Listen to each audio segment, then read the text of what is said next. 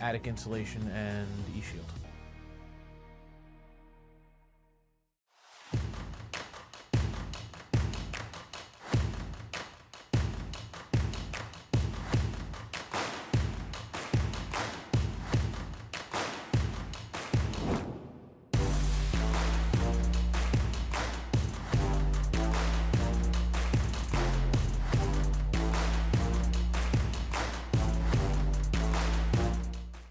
I don't really like committing to things.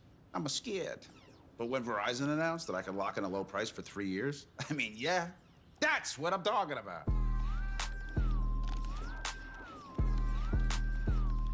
Can you hear me now? Thinking about making a move? Call Michael Rossi from Keller Williams, your residential real estate enthusiast. Whether you're looking to sell or buy, Mike's your guy. Likely one of the most expensive and stressful transactions a person makes is real estate. So why not have fun doing it? Call Michael Rossi today, where he is bringing the process from frustrating to fun. Go ahead, take a deep breath. Oh, nice, huh? That's some clean, fresh air at the perfect temperature. That is good. Who installed the system? ICS. They're the leaders in HVAC. They make the ductwork at their own factory, so we even save some money. That's impressive. You recommend them? It's ICS for HVAC. I see why. Hey, Lorraine, go get a big plastic bag. Take some air home with you. Athletic Fields of America in Montville, New Jersey has become an industry leader in synthetic turf. Serving the greater New York, New Jersey, and eastern PA regions, we have delivered hundreds of both synthetic turf and natural grass sports fields for youth and recreational levels, all the way up to the highest standards and requirements of the NCAA. Our goal with every project is to provide our customers with exceptional workmanship, extraordinary service, and professional integrity, while constructing a superior product that you can enjoy for years to come. Visit www.afoa.us. Sudden Victory Customs is your trusted local supplier for the highest quality custom gear and swag. They specialize in sublimated uniforms, backpacks, duffel bags, jackets, hats, and other accessories. Whatever sport you play, we got you. Go to suddenvictorycustoms.com. SVC, bold designs, premium products, superior service. For years, it had been the same routine, working all night. Ah, those beautiful faces. I wanted more, for me, for them, for our futures. There was this day that something changed, a simple moment of dress-up. It opened my eyes. Take charge of your future and go big at CCM. Hi, my name is Andrew Shaka. I'm one of the owners here at New Jersey Siding and Windows. We are a family-owned residential remodeling firm. Everything we offer here is quality and comes with great warranties. If it's a residential home, there's no home too big for us to work on. George J. Keller and Sons want your house to be the kind of home for all to see. Best roofing, windows, siding too. Great decks and gutters, we're here for you. Our seasoned pros are unsurpassed, so give a call, we'll take your task. Transform your home, that's what we do. So give a call, we're here for you. For roofing, siding, windows and decks, we do it all for you. George J. Keller and Sons. Your family-owned operation since 1980. Call for your free estimate. David A. Santini, CPA, LLC, providing financial peace of mind. Let us take the stress out of taxes for you too. Peace, love, and taxes.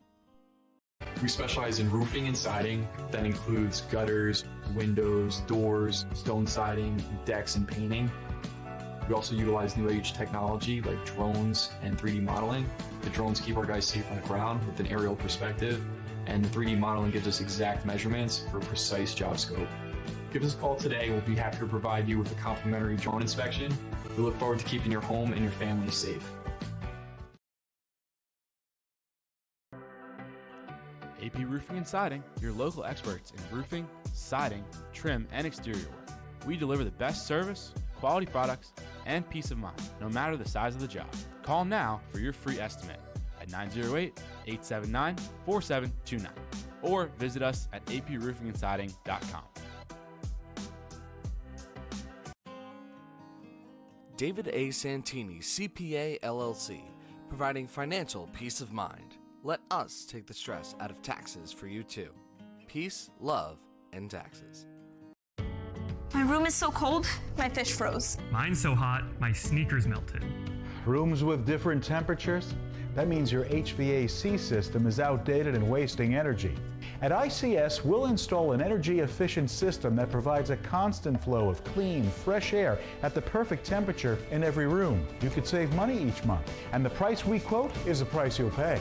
Get a quote today. See why we say ICS for HVAC. I see why. Third down to give. Montella cuts back up the middle, and he's over 1,000 yards, and he's off to the races. Up in the air, blocked down! Dumping in wide open net. Too easy right there. Molly Chapman, she'll take off from the wing. That one's good. Webb trying to get the pin. Here we go. And it got it! That would win it for Warren Hill. Great senior night ceremony here at Lenby Valley High School. A 63 save performance by Casey Connor, the Crimson. And he break his record. Penty Edwards wins it. First game of your conference schedule. So good, and we're all so pumped and just happy to look.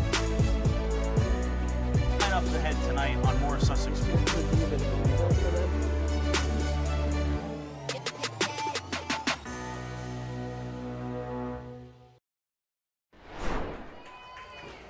Welcome, ladies and gentlemen, to Big State Sports presentation of the 31st annual Paul Robeson Classic here at Paul Robeson Stadium at East Orange Campus High School. Currently, it is 77 degrees with partly cloudy skies, and our game time temperature is brought to you by ICS, keeping you cool when it's hot and warm when it's cold. Go to ICSHVAC.com for all of your comfort needs. And we are inside the Mandelbaum Barrett press box. Since 1930, Mandelbaum Barrett PC has been a trusted legal partner for all of life's biggest plays. From business deals to personal matters, their experienced attorneys provide hands-on attention and innovative solutions. For nearly a century, they've built enduring relationships across diverse industries.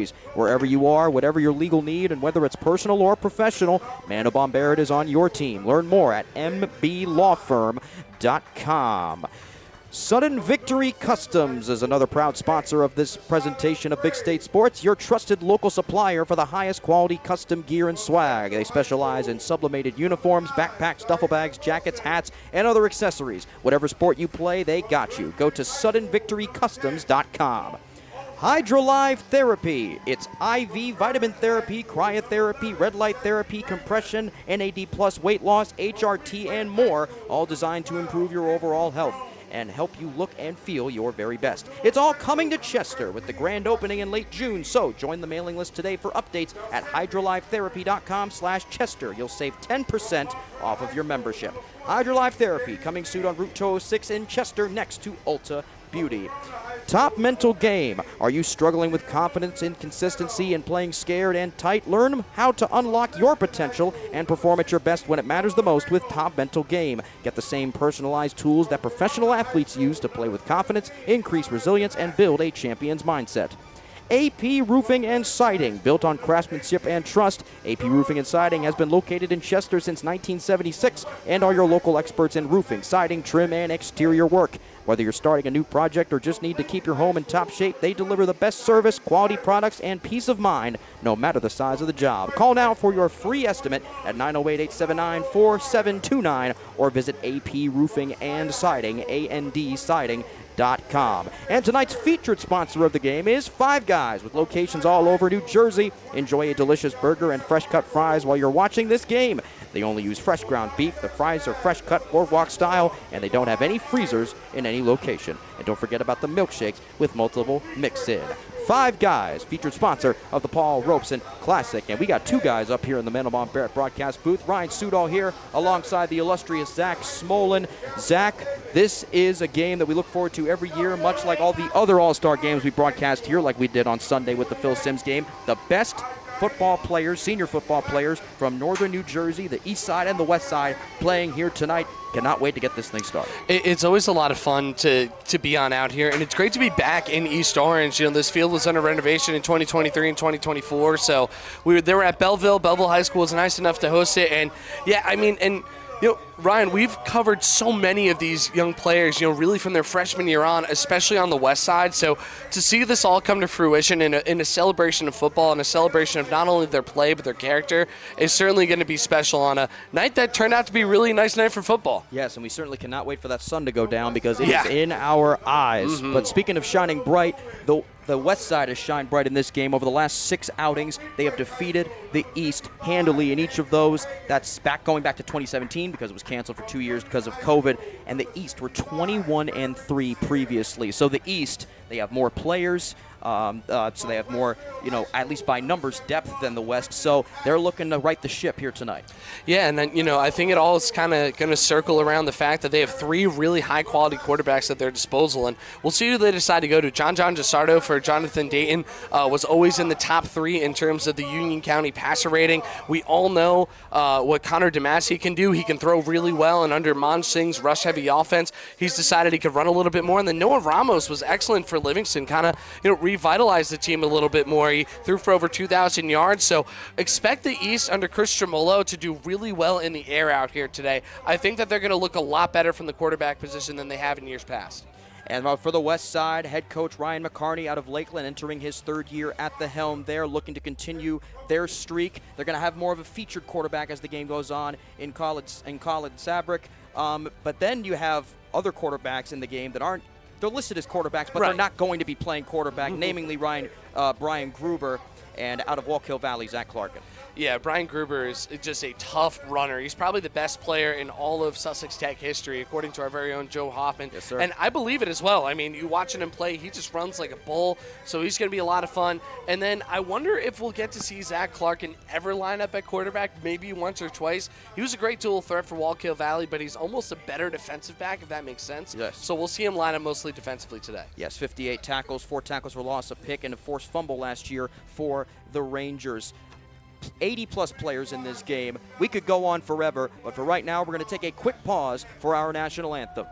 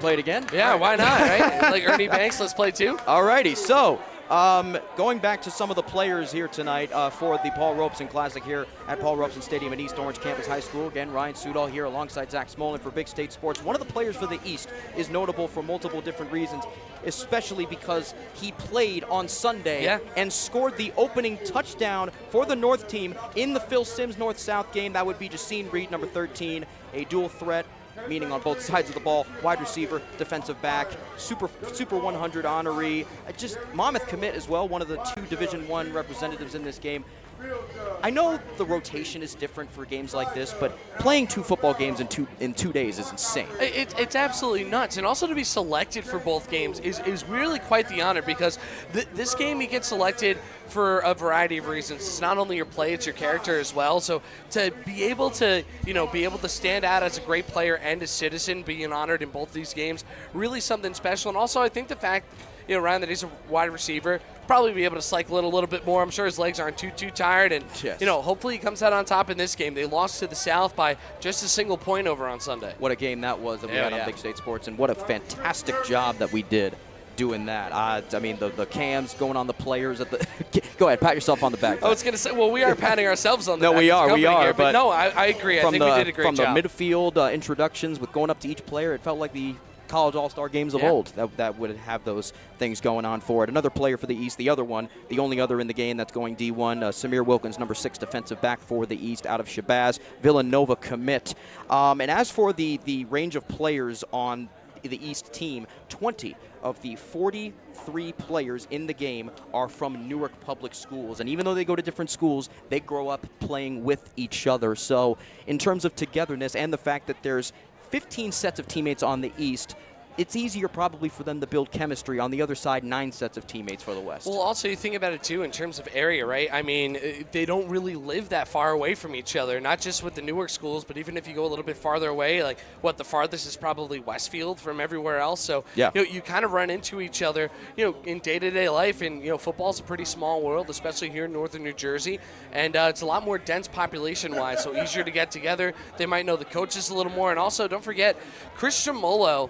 Before going to Glen Ridge this season, was the sprint football coach over at Caldwell University. So he's probably been scouting all of these kids, for most of their careers. And he said, to that point, to have his first year back in high school football lead to being chosen as the head coach in the Paul Robeson Classic is nothing but a true honor. Like you said, sprint football. By the way, for those of you who don't know, sprint football, a relatively new concept to me, which is really cool.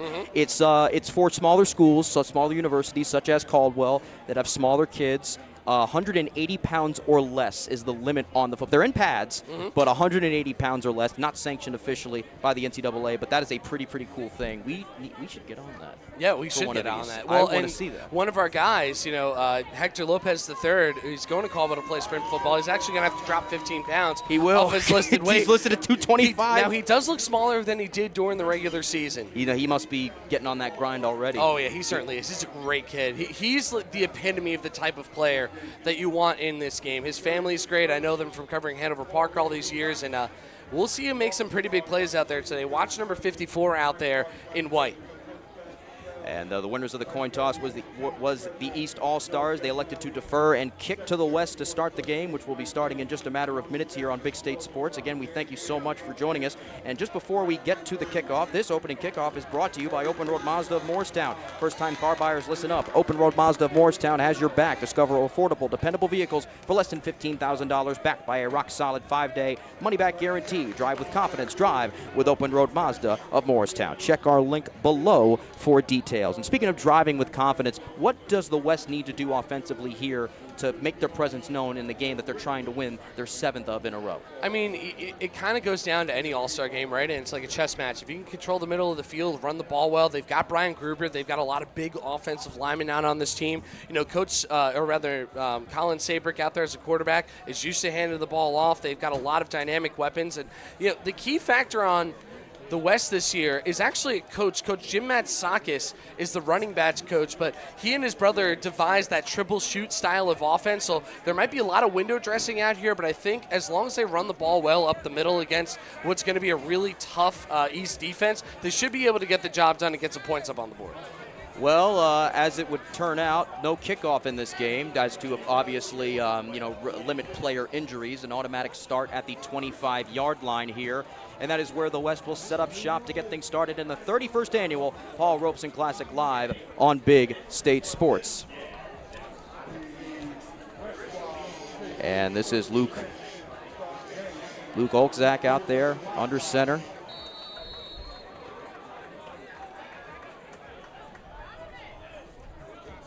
Opening snap to him. Handoff goes up the middle. Nice looking run here. This is, I'm sorry, I got the wrong team I looked at here. Angelo Cundiff with the run there for Pequannock.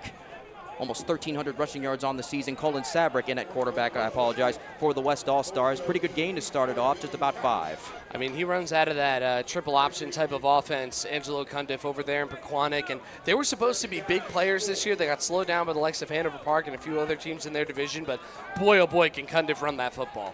2 wideouts in the game here. Same formation as before. Cundiff remains in at running back, Sabrick in at quarterback. Out of the gun in the multiple spread offense. It's another draw to Cundiff trying to get the edge, and he does. He's going to be up near midfield for a first down. just a couple yards short of that marker. Great way to start the game for Cundiff with those 2 runs. Yeah, I mean, again, Angelo is a tough runner. If he can get to the outside and create a little bit of space, he is lightning quick. Watch the way that he just bursts on the seam here. Like you mentioned before, a bit of a delay on the handoff, and that pulling lineman, I'm looking over at him right now, I believe it's the 79 of Alex Arrington from PCTI, one of the biggest guys out there on the field. If you can get him as your lead blocker, that's just as good as any Hollywood bodyguard out there, Sudol. And Jashine Hayes, number 26 linebacker for East out of Weequahic, was the player who ended up bringing him down at the end of the play. 4.65 time for Jashine Hayes. Now first down and 10 from just short of midfield. 2 wideouts in the game still. It's another run to Cundiff. Cundiff got great blocking, and his guy could not pick up the block there, and a rugby scrum will prevent him from cutting upfield. Got a gain of maybe 2 or 3 there.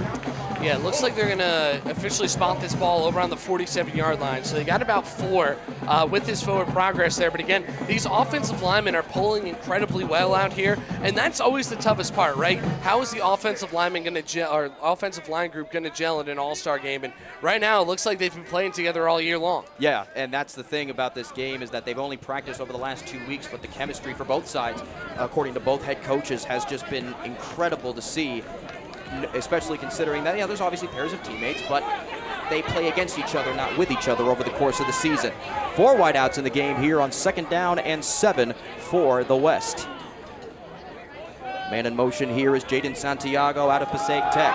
And looking to throw for the first time in the game is Sabrick. Being chased from behind, gets it away, and the pass is caught on the sideline. It's going to be a first down. Pass caught there. I believe that was, couldn't see who that was there on the reception. It was number 88, Michael Simon out of Passaic Tech. He had 245 receiving yards on the year. Product of a running offense more so for Passaic Tech. But he picks up the first down, and the West is right now in business past the 30-yard line, or at the 30-yard line. Yeah, great grab over there at the outside. Sabridge did a good job on the roll, staying patient. He had a man open in the flat over in Jaden Santiago, but decided to go to the other PCTI receiver. PCTI, most players out of any school represented by the West, 7 of them, the North 2 Group 5 finalists. Plenty of numbers on that side. And for the East, Weequahic and Newark Central tied for the top, each with 4. 3 wideouts at the bottom of your screen here on first down, just before the 30-yard line. Looking to start off with some points. Here are the West on their opening drive. Santiago goes in motion. Sabrick. He's going to take this one himself up the middle, brought down at the ankles after a gain of a couple there by number 21 for the East, Reynaldo Carter out of Weequahic. Yeah, and how fortunate is it for Sabrick to be able to play under his, his own head coach over there, Ryan McCarney. But Ryan actually broadcasted a couple of playoff games for us at Big State Sports after Lakeland got knocked out and did a tremendous job. He's a great guy. And Jefferson alum? Yeah, Jefferson alum, and that's probably why he's got Mitsakis over there with him too. Yes, he did, yeah, and it's a full circle thing for him, right? Because he coached him. He's been there a long time when he played there, so and his coaches at Lakeland also assisting him. So pretty cool opportunity for McCarney, as it is going to be 2nd down and 8 with Sabrick still in at quarterback with 4 wideouts split to each side. It's on a curl route, almost picked off there. Pass was intended for Darius Rivers.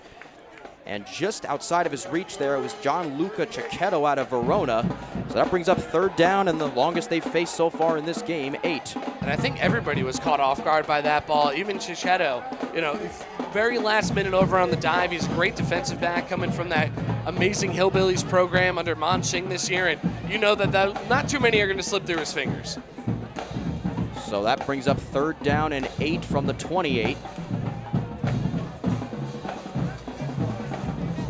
Keep an eye, Ryan Gruber is in the game, wearing the number 8 from Sussex Tech. The 2 quote-unquote quarterbacks sharing a backfield right now with just 2 wideouts now.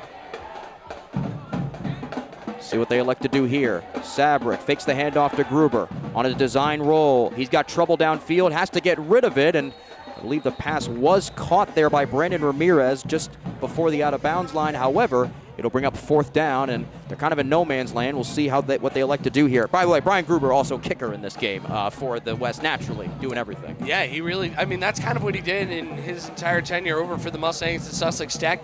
Had some of their most successful seasons ever under him. They had I believe they were 7-4 a couple of years ago with him mostly as a rusher. They did pretty well this year as well, and Yeah, you're right. Kind of in a no man's land type of situation. Let's see what they end up calling. I'd go for it here. Certainly. It's an all-star game. Why not? And the pass was caught, but it resulted in no gain on the play, so it brings up 4th down and 8 as the offense is lining up to go. Gruber remains in at running back to the left of Sabrick, now to the right. 4 wideouts in the game.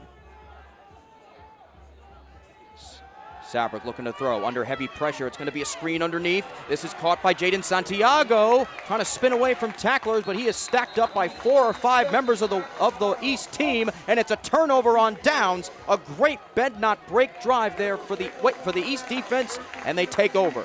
Yeah, and it all kind of started with that pass breakup too. You know, over on the end, a little bit of miscommunication. They kind of forced the West to dig a little bit too deep into their playbook early on because they started to stuff the run, and a great turnover on downs. I'm excited to see this East offense. So first drive goes 4 minutes and 28 seconds. That ends in a turnover on downs for the West. Now the East taking over at the 23-yard line, with Connor DeMasi out of Verona starting the game at quarterback. To his right, Jalen Klein out of Shabazz. But it's going to be looking to be a double pass here down the field. Ian Gaynor Blackman looking for number 0, Yazzie Thomas, and it is caught. What a play to start the offense for the East.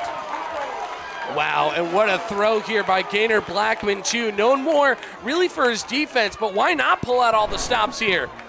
Yazzie Thomas is covered well too, but he's big for a receiver, 5'11", 179 or 197, and he uses his entire frame to make this grab. Look at this, times it perfectly on the leap, is surrounded by defenders, hauls it down, both feet in, and a bomb to start this game. Both the quarterback, I guess you could call him the quarterback, and the receiver in double coverage on that play.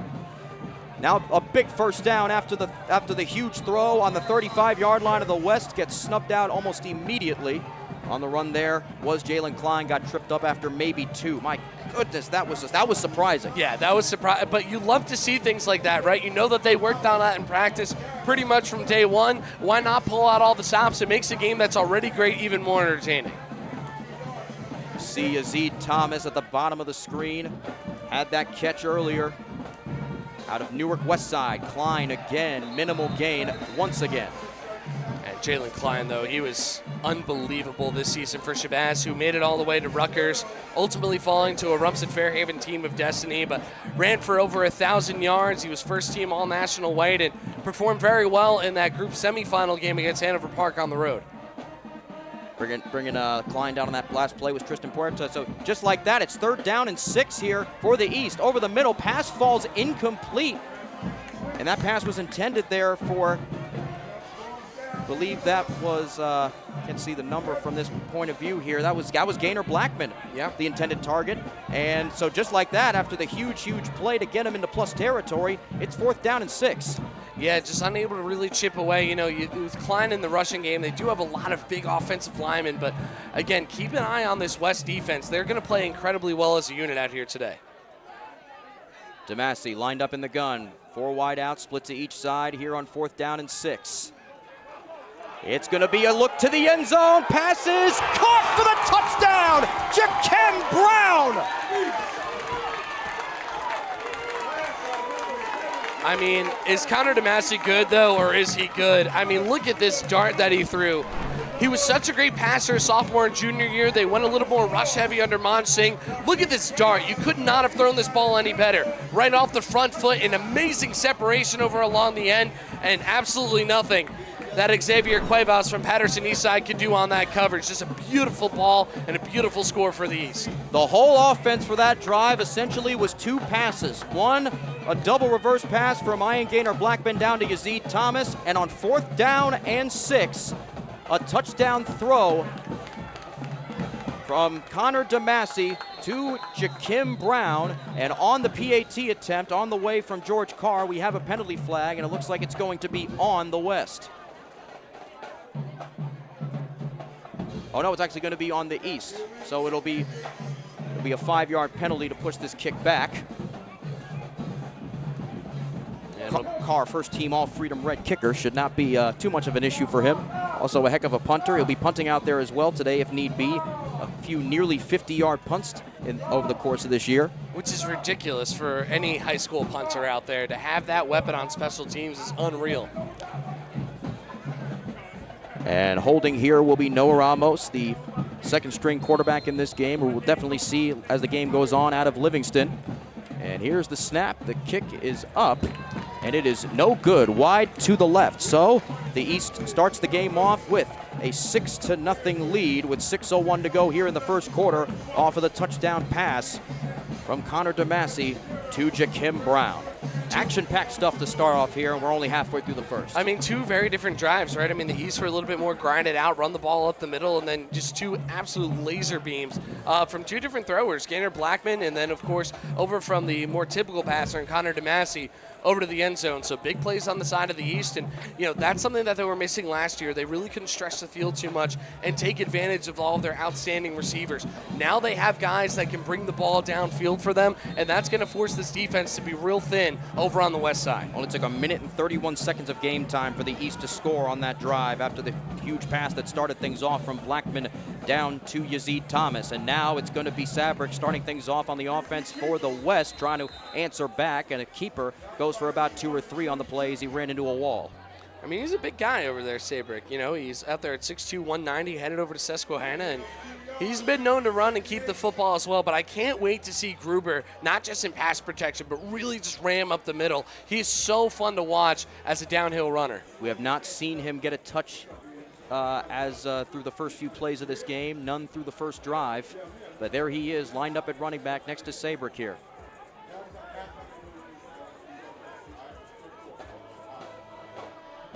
.5:23 left to go here in the first quarter as Santiago goes in motion. They're going to give it to him on the sweep. He's got a couple good blocks and great speed as he picks up the first down. Past the 40-yard line he goes.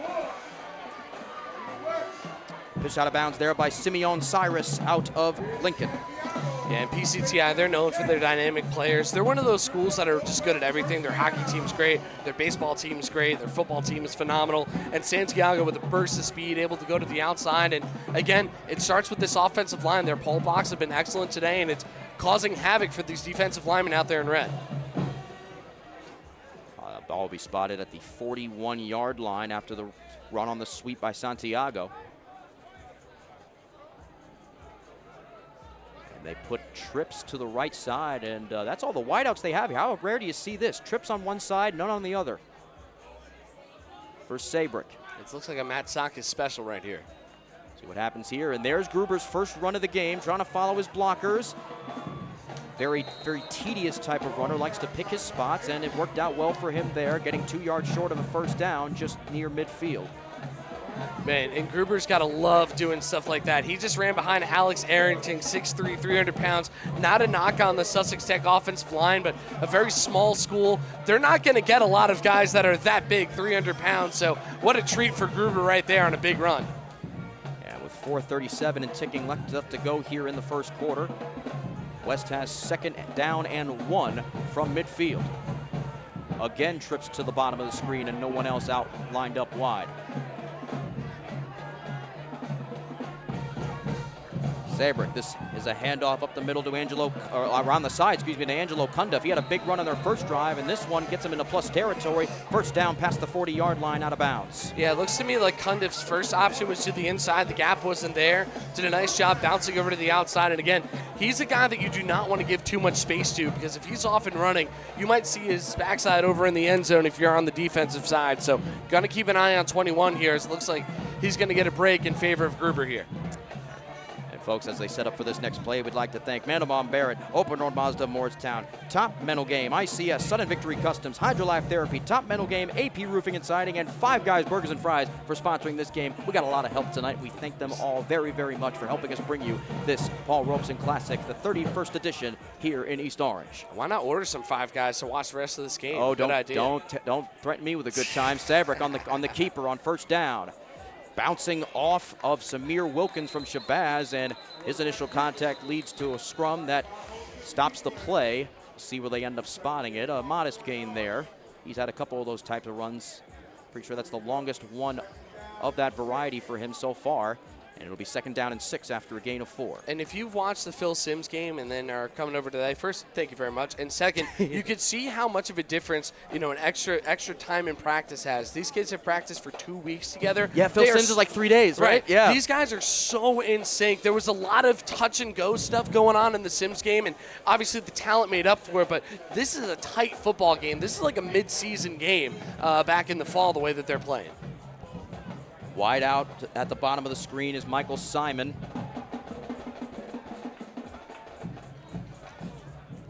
For the West, as waiting from the call from the sidelines is Sabrick, and we have a whistle, and Coach Strumolo does not like what he sees, and he'll take his first timeout of the half, first of 3 with 2:49 left. So if you're Coach Strumolo right now, you want to answer back and a chance to take the lead with a PAT in a game that you're trying to win your 7th in a row of. What is the message to the team right now? I mean, just play your game. I mean, you kind of punched the West in the mouth early. You stopped them already on defense. So as long as the defensive backs do their job, it's going to be really hard to stop the West's running game. It just is. They have too many big offensive linemen. They have too many amazing options at runner, and even with Sabrick over from the quarterback position. But as long as you can keep that passing game clean and force them to those, more inside passes, not too much intermediate or deep, that's where you want to keep them to, and I think they'll be able to do that. See what that looks like as we come out of the timeout. Ball spotted at the 35-yard line. 2nd down and 6 for the West. They were at this point in the field last time out, but a turnover on downs was forced after a 4-minute, 28-second drive.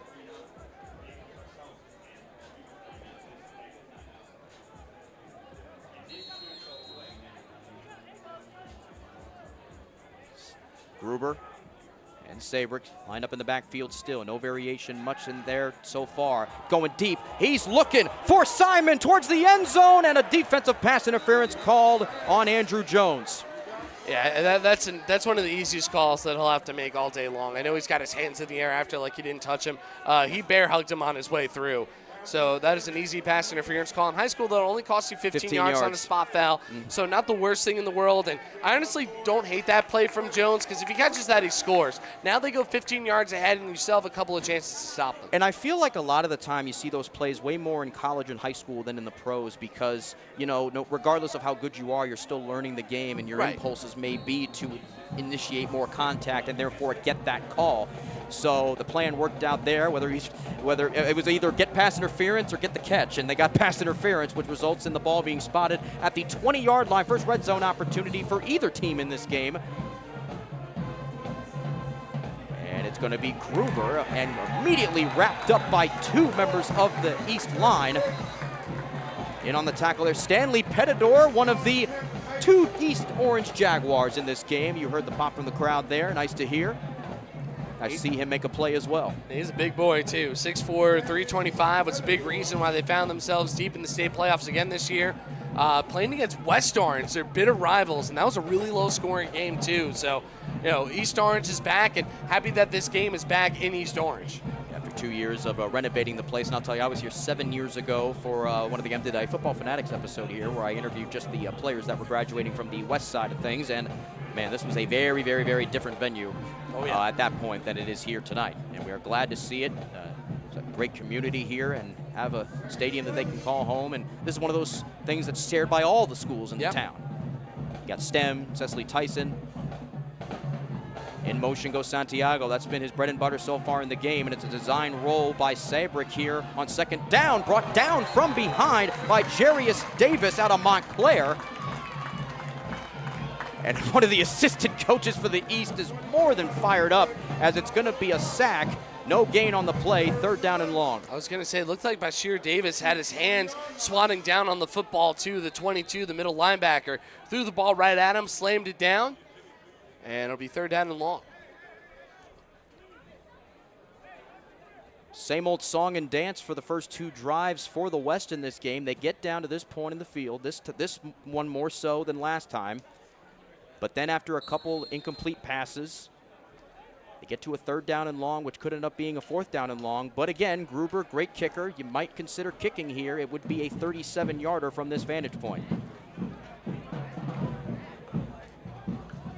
2 at the top, 1 at the bottom with the wide receivers for Sabrick. He's looking to throw. On the run, looking to the sidelines. Too hot to handle for Jaden Santiago. It's a 4th down and 11. And you can see with this East, this East secondary out here, they're forcing Sabrick to throw the ball into these really tight windows time and time again. Yes, they got the benefit of that pass interference call. That was the only time he had space to throw. It'll be 4th down and long. It looks like they're going to keep the offense on the field. This may be a little too far even for Gruber. I heard a report from a viewer earlier. Oh, okay. That the East Orange Band, who's doing a great job of providing a soundtrack to this game today, played Kendrick Lamar's "Not Like Us" earlier. They did play "Not Like Us." Okay, Oh, I thought I was going crazy. No, it was great. All right. A buddy of mine used to direct the band. I don't see him there no, anymore. they're going to go to kick here. All right. Ryan Gruber out to kick.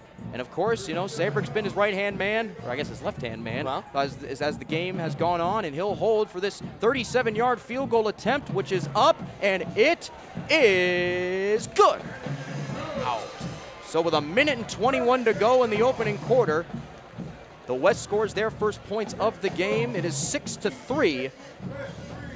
So a close one here, and a lot of the games in recent years have been kind of one-sided here in favor of course, the West. So good to see a nice competitive first quarter. You never know what's going to happen down the line, but great start here to the action at East Orange campus at Paul Robeson Stadium. Of course, this game named after the legendary Paul Robeson, legendary singer, civil rights activist, and probably the least known thing about him, and this is, I guess, known to us in Jersey, is that he was an All-American twice at Rutgers in 1917 and 1918 and played 2 years in the NFL. I mean, he's right up there on anybody's New Jersey Mount Rushmore. Yeah. And if he's not, he really should be. Just the type of dynamic person that he was, to excel in everything that he does. A very brave individual, and someone that really embodies, the grit and passion of all New Jerseyans out here. So it's great to, have this game on our air and that this game continues to be played year after year. First down and 10 here as they start on the 25-yard line. No kickoffs in this game to prevent injuries. East trying to answer back. Hand off to the big fella. This is Zahir Wilson, 6'1", 215 out of Newark Central, but he doesn't get much of anywhere before the line stops him after quite a short gain of about 2 yards. I mean, not a terrible idea, right? Try something a little bit different. Try to move some of this size that you've got going on up front over on the West, but a little bit better for those short yardage situations. I want to see them try to air this ball out a little bit more. And they have Noah Ramos in the game out of Livingston. 2,000 passing yards, 226 a game on the year. He had 3+ passing touchdowns in 4 games. We're going to add 1 to that resume here in the East-West. Looking to throw here is Ramos over the middle. Some contact there as he intended the ball for Keon Thorpe. And getting in there on the coverage was Mike Vespi out of Montville, just in time to not draw the flag. Man, Mike Vespi had a great year. The Mustangs had a great year. A nice deep playoff run. We did their playoff game against Sparta over at home in November. I did the one against Pascack Valley. Yeah, that's right, you did. Not end the way that the Mustangs wanted to, but still, like you said, a great year. And Vespi actually is a convert from safety to linebacker, and he is a linebacker in this game today. And, that did not look right from the snap, and this is going to be a false start. Again, they did only practice for 2 weeks, so yes, they're going to be tighter, but also there's going to be a little back and forth, Yeah, you saw some movement from Zahir Wilson before the ball was snapped, so that'll bring up 3rd down and 13. Hey, what a nice way to bounce back here for this West defense. Got caught with their pants down a little bit with that trick play from Gaynor Blackman down to Yazid Thomas that put him in plus territory on their first drive, and now potential 3-and-out. 3 wideouts in the game at the bottom of the screen, 1 at the top for Ramos and company. Look at the size of Zahir Wilson, man. Oh, my God. He stands like Ashton Genty in the backfield. Under heavy pressure here. Almost sacked, but he gets it away. Intended for Zahir Wilson. However, Ramos could not get a good angle on the ball, and that brings up 4th down and long and undoubtedly a punt situation. Absolutely, but back to Zahir Wilson. How many 6'1", 215 running backs do you see in high school football in New Jersey? Isn't that literally the vitals of Ashton Genty? I think they might. I'm pretty sure. I'll look it up right now. Because I'm looking at him and I'm like, from the way he stands and the way, from his build, he looks quite similar. By the way, my pick, you can tail this if you'd like to, Offensive Rookie of the Year. Oh, okay. I'm ready for it. All right, Ashton Genty is shorter. He's only 5'8", but he's 211. Okay. Yes. So this kid is bigger. So bigger and taller than Genty. And Of course, I think he's going to get Offensive Rookie of the Year. I mean, God knows the Raiders don't have a quarterback. Well, yeah, he'll be running a lot. Yes, he will be, as Carr is here to punt this one away here. Speaking of Raiders. Yes. He's a former. Nice. And a kick here. Going to bounce at about the 40-yard line of the East. Picked up off the bounce here by Keon. By Xavier Cuevas and brought down at the 25. Big loss on the play. In on the stop. I believe that was Alsa Jade Prey. Yeah, and the Dover returner right here, known for his speed, but excellent special teams. His good downhill running coming from the east, and they've done a great job tackling today. There hasn't really been a lot of people moving loose, and I think we're done with quarter number one. Yes, we are done with quarter number one. Off of that punt, they will switch sides. Kind of an inconvenient time to switch sides, but either way, we come to the end of the first quarter, and while we wait for the first quarter to come back in, we'd like to once again thank our wonderful sponsors, ICS, Mandelbaum Barrett, Open Road Mazda of Morristown, Top Mental Gain, Sudden Victory Customs, Hydrolife Therapy, Top Mental Game, I said that twice, AP Roofing and Siding, and Five Guys Burgers and Fries. And folks, if you're enjoying this broadcast, make sure you subscribe to the Big State Sports YouTube channel and hit that notification bell so you don't miss a single one of our broadcasts. Big day here. We got a lacrosse sectional final going on right now as well down south. And if you want your game broadcast with Big State Sports, hey, just because the school year's ending doesn't mean the broadcasts have to end. There's Little League, there's club ball, anything you want, we will bring it to you. So make sure you email Sue, S-U-E, at bigstatesports.com to book your game today. And now trying to extend their lead on the first drive of the second quarter is the West All-Stars. Quarterback still by Colin Sabrick out of Lakeland. Fakes the handoff to Angelo Cundiff, looking on a curl. He's got his man, Michael Simon, brought down by a horde of East players. And that gets him halfway to the line to gain for the first down, about 5 or 6 yards. And speaking of that sectional lacrosse game, on the road, Shawnee, they're up 10-9 with 27 seconds left and the ball. Oh, my. I don't know if we can pull the Kevin Harlan call in both games. When I'm not going to do that. No, I just was curious. I think it's easier to do when it's two sports, or the same sport. Right. But when you're talking two different sports, oh, my. I can't even imagine. So anyways, after the catch by Michael Simon on the far sideline, it's second down and 5 with 11:20 and actually 11:21 is where the. Okay, so the clock seems to be going at like 5-second intervals sometimes. So the clock is running with 11 minutes to go. Looking over the middle, kind of a little change up there over the middle to Corey Wang out of Montville for the first down at their own 40. University of Rochester came in on a nice little curl route there, was open in the middle, was able to shake the defender who was, playing that safety valve up high. And good job by Sabrick. They've been trying to throw the ball downfield a little too much. If they can attack the inside a little bit more, I think they'll find some success. And he was clutching back like he was ready to throw that one down the field, leaving for that moment, for that second, Wang to be open for that first down, and he'll come off the field after that reception. Ball spotted officially at the 42-yard line of the West. Corey Wang, a member of the Make-A-Wish Club and FBLA at Montville Township High School. So an upstanding young man again. That's why he got put into the game, as is the case for the 85-plus players in this game here today on either side. It's going to be a draw here at Angelo Cundiff. Nice first step there, but couldn't get past the tackling arms of, on the play there was, turn around. that was Ian Gaynor Blackman. He's been all over the place. Yes, he today. has. He's throwing a pass, getting tackles, being targeted in the passing game as well. He's already our most dynamic player we've seen out here. Yep. There's a lot of options for that. And brings up a second down and 7 here. At the 45-yard line of the West. So Gruber getting a break here on this drive to this point. As once again, got the special formation here. 3 wide out to the top of the screen, no one else. You do have an H-back lined up in Zorian Leslie at the near side. Sabrick, hand off to Cundiff, coming this way. Cundiff lowers the shoulder, got a couple extra yards after doing so. As it's going to be third down and manageable coming up here. Play stop there by Gianluca Cicchetto out of Verona. they've been running to that weak side a lot over wherever the H-back is, away from those receivers. And, it's been interesting, too, because they will have those pulling offensive linemen. I guess they want to get those DBs out of the way, but, Cundiff, again, doing the best with the space he's given. I'd be interested to see if they start throwing to Dylan Morganroth. They've seen him lining up in the slot a bunch of times. Morganroth, a great multi-sport athlete, very fast. He's somebody that can also create separation.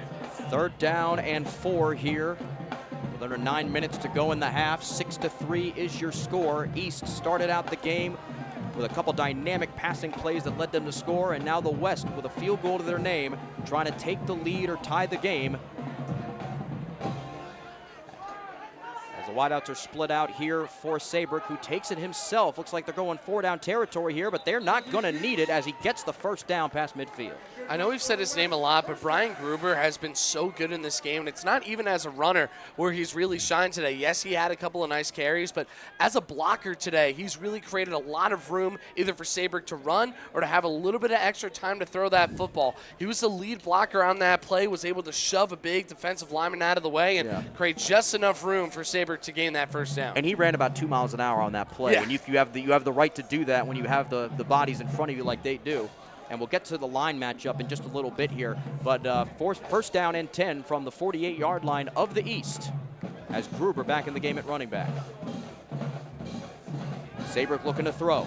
He's looking this side, looking for Corey Wang. Oh, he tried to Odell it, but just too high, and you almost fell out of your chair. Yeah, we certainly tested the structural integrity of the chair as Corey Wang tested the structural integrity of his body as he leaped up in the air. We're going to see this again. We don't get a replay on an incompletion often, but here we're going to have it. Well, so this is the only way that he could have possibly caught this football is if he somehow contorted his body in this way. Look at that. Reached up in the air, and he did get his fingers on it. Yeah, he did, but even if, the ball, he was too far out of bounds for him to have the pass count as completed, but we would have shown that play if he caught it anyways because of just how impressive that would have been. I would have clipped it as a highlight. Oh, 1000%. That would have found itself on the Instagram very quickly. One of the greatest incomplete passes you'll ever see in your life. 4 wideouts once again here. 2nd down and 10 with 7:43 left in the half. In motion goes John Erickson out of Madison. Design roll, and he gets Erickson right at the line of scrimmage, but pushed back by 2 members of the East. In on the stop there was, believe that was Shamar Myers out of, that's Shamar Myers out of Shabazz with the initial contact. And it was kind of like one of the Three Stooges bit there as Jason Reed went low. And then Shamar Myers with the push to push him over. And Erickson is not an easy guy to do that to. In addition to playing football, he's a big hockey player too. So he's used to absorbing contact, and yet, just got absolutely mauled. That tells you how big and talented these East players out here are today. And just like that, we're at 3rd down and 10 at the 48. First time we've played from the left hash in a bit. They've been keeping the ball, like you said, to the weak side. Takes the handoff to Gruber. Quick pass. This is caught here by Darius Rivers out of Wayne Valley, and he's going to have a 1st down after breaking a couple tackles.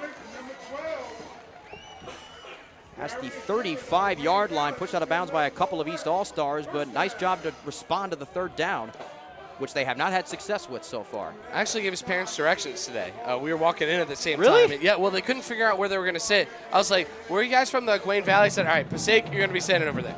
So I got to help him out a little bit. Were there any signs to say which side to sit on? Nope. There was a wonderful lady at the front taking tickets, and she pointed to her left side if you were from the west, and to the right side if you were from the east. Ironically, did a good job. Because I'm pretty sure that it's the opposite side of each of the teams. Technically, if we're talking cardinal directions. Right. On 1st down and 10. Oh, some trouble here. Almost sacked there with Sabrick twice, breaking out both times. Finally brought down just a couple yards shy of the line of scrimmage by Martin Quiros, but great job to prevent the yardage there by Colin Sabrick. Watch this. 1 spin away, 2 spin away. Not enough to stop Quiros from bringing him down, but Sabrick saving his team a bunch there. I mean, he just got mashed both times, and I actually think the East overran both of those tackles there. But, Sabrick lowering the shoulder on both of them, and as soon as the one was done, the second was coming right after. So, again, credit to his toughness, another reason why he's in this contest. And the line has been, giving really each quarterback fits. A lot of the time we've seen both of them rolling out of the pocket, forced to roll out of the pocket. And the weight matchup is interesting. Any offensive or defensive lineman for the East average is 256, and for the West 241. So it's not all about weight, obviously, but it carries a lot of weight. An interesting little tidbit there, as there's a 15-pound difference on average between any of the offensive or defensive linemen for either side. On second down and 11 after the sack, little bubble screen gets blown up. He got it to Santiago, but Bashir Sivers sending shivers down the spine of Santiago on the big loss. Man, what an awesome job for Deuce that time there. I mean, just a hammer right in. Watch him rip through this block in front on the screen as well. He's just going to match right by one, and then boom, perfectly timed, perfectly wrapped tackle. And, you're going to want to pay extra attention to Santiago as well. You don't want to give him any room. And not only did he not have any room suit, he moved backwards a little bit. Yeah, that brings up third down and 16. And one local coach described Deuce, as you called him, because, of course, his number is 22, as one of the most violent players on the field in all of Essex County, and getting a chance to show right there why and taking full advantage. We are under 5 minutes to go here. And I believe the clock stopped. Either that or it's just not running. I don't know why would it stop on that. Yeah, okay, so it is running. 4:38 to go now and counting, as it's third down and forever here, as it's going to be Cundiff trying to get some of those yards back on the ground. And a little headbutt to the ball that brings him down on the play by Jashine Hayes. And that brings up fourth down and still beyond 10. So we'll see what they elect to do here, as, again, they're in more of no man's land than they've been before. Yeah, running with Cundiff is, it was a pretty good idea there. That's been your most successful play for consistent positive yardage all game long, and looks like they're going to punt this football with Gruber. Yep, Brian Gruber out to punt this one away. 38 yards a punt, 58 was his long, as he was a second-team All-State punter this past year. So talk about a utility man.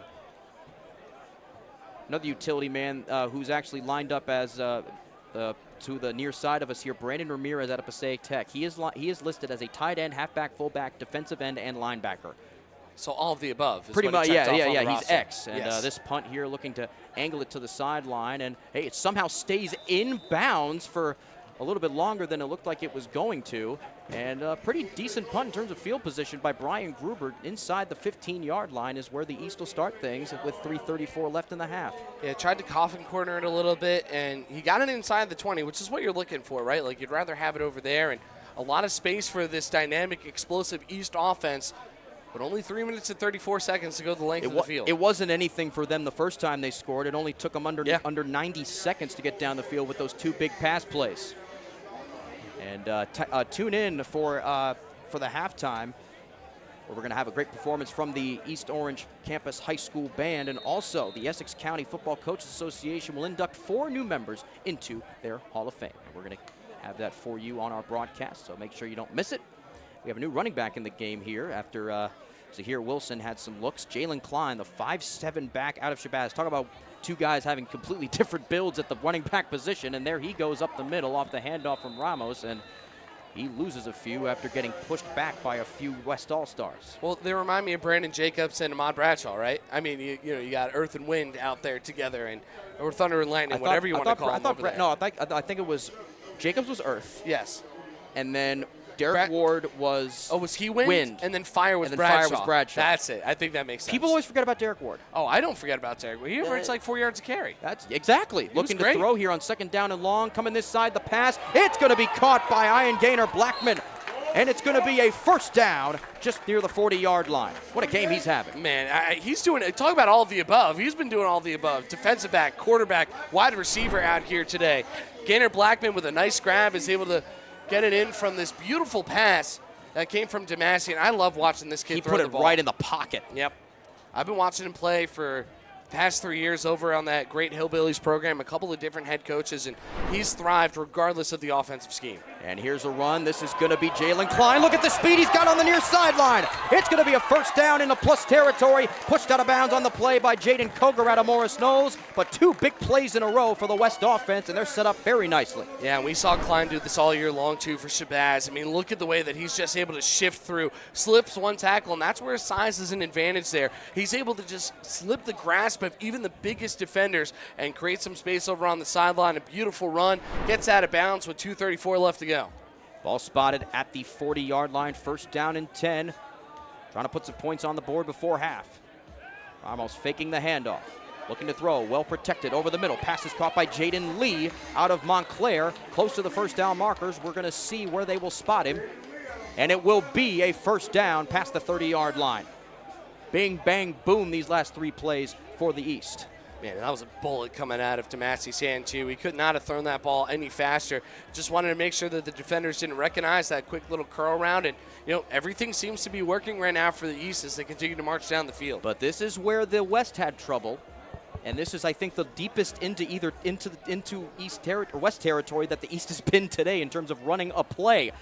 And on first down and 10 from the 28, under pressure heavily is Ramos being flushed out, throws on the run, too low to be caught by, I believe that was Ian Gaynor Blackman being the intended receiver. So it'll be second down and 10, stops the clock at $1:53 to go.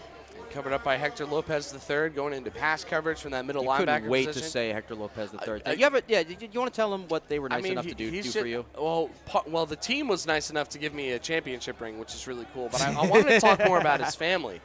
Showed up, they sat in the same spot every Hanover Park game, and I got to talk to them for 3-4 years. Just great people, and his family probably watching this game from the Philippines right now as well. So wow, hello from halfway across the world.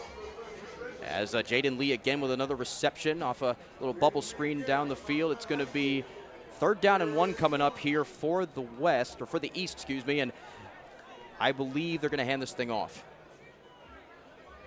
We'll see if they catch him with especially with that big run that got him down to this part of the field. No, it's going to be another bubble screen. It's going to be Gaynor Blackman looking for a couple blocks. It will be a first down past the 15-yard line. Brought down on the play there by number 9, Lincoln Utes out of Mount Olive. Who finished second all-time at MO, all-time for tackles, 323 on the career. Jeez. As we have a timeout on the field called by the East. So that's actually the first timeout for them of the half. So Stromolo looking to talk things over here. And how about Gaynor Blackman and Demassi getting that chemistry early, both committed to pace, and, I mean, they look like they're already ready to go over for the fall. They've done a nice job.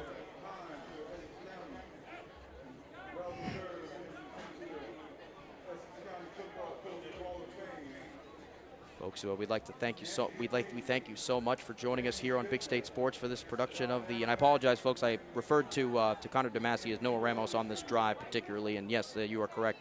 Connor Demassi out of Verona, making great chemistry with his future teammate Ian Gaynor Blackman, and that's the opportunity that Strumolo talked to me about before the game. Is that it makes the transition, whether it's between football fields or to dormitories or whatever, it makes the transition easier when you have someone you have a prior rapport with to take you through it or help guide you through it. So great to see many pairs of college teammates in this game here today. 5 sets between the two teams out there today.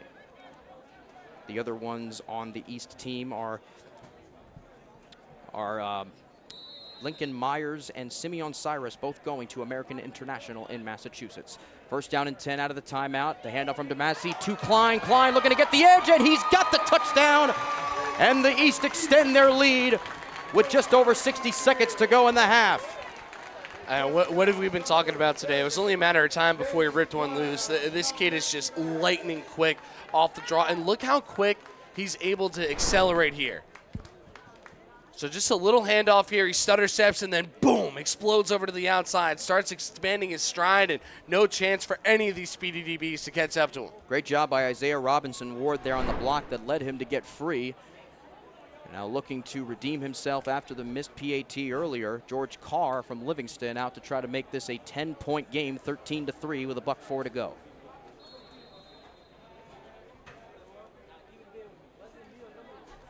Oh, some pressure here, almost blocked, but he gets it up and through the uprights to make it a 13-3 game. Nice job by Yazir Lennon out of JFK to almost get his fingers on the ball. So now with 1:04 to go, 2 timeouts for the West. What kind of approach do you have here if you're Coach Ryan McCarney? Well, I think, you still have a couple of timeouts in your pocket, so I would run it a couple of more times with Cundiff here. But the way that Gruber's been in the pass blocking game, after I do that, you want to run a couple of times with Cundiff over to the outside, see if you can get out of bounds, but then slip Gruber right back in there and take a couple of shots deep. I mean, he's had the pass protection today. They have the arms. Why not give it a shot here? So 1:04 to go. That's how much they'll have to work with alongside 2 timeouts. And, of course, the clock stops after first down. The only sanctioned football in the country that does that now is high school football. It's weird that, speaking of rules that differentiate from high school to college, it's weird that there is no 1-1 in high school anymore, a 1-1 in college, and then no 1-1 in the NBA. Yeah, very, very strange. You wonder why it skips a generation. Exactly, like that. right? All right, so to start things off, Colin Sabrick in at quarterback. Nice throw to the side off the pressure, and John Erickson on the grab. But Andrew Jones on the huge stop there after a gain of maybe a yard as he tried to flare it out to the flat. Yeah, and the big problem there was Erickson wasn't able to get out of bounds. He just gets wrapped up and thrown to the turf. And now they've got to decide here. Are they going to just take their time and melt down the clock, or are they going to go for a big play here at the end of the half? Yeah, we're at about 35 seconds left to go here in the half, and there's not much of a sense of urgency right now. So we'll see if they'll run just 1 or 2 more plays and then call it a day. Cundiff, the running back, next to Sabrick. Sabrick looking to throw, and it's almost caught by Erickson. However, great coverage on the play by Deshaun Haynes to make it harder for him, and ended up working out. 3rd down and 8 will be the play coming up as the clock stops at 21 seconds. And I'm surprised they're going with these little intermediate strikes here. I mean, they have plenty of speedy receivers to stretch the field. Jaden Santiago was the only deep option, and he was covered up by both safeties there. So, maybe throw a couple of more guys down there on those on those streak routes going up the seam here. And you got to take a shot at some point.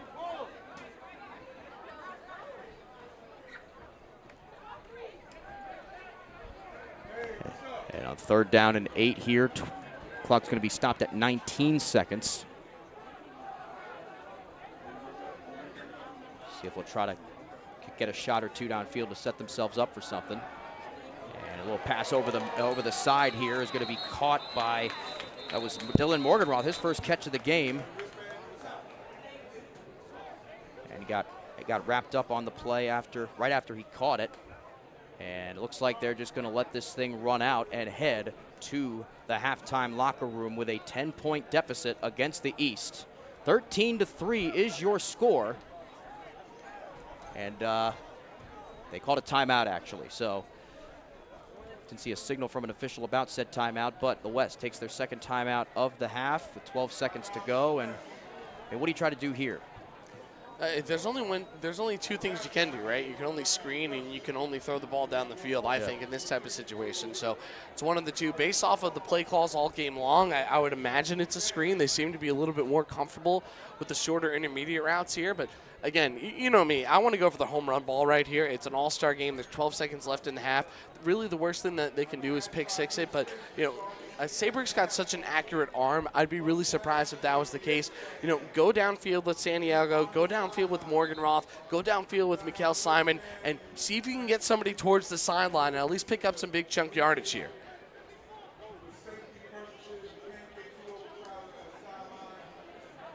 And with 12 seconds to go, it'll be 4th down and 5, and they will punt this one away. So Gruber punting this one away.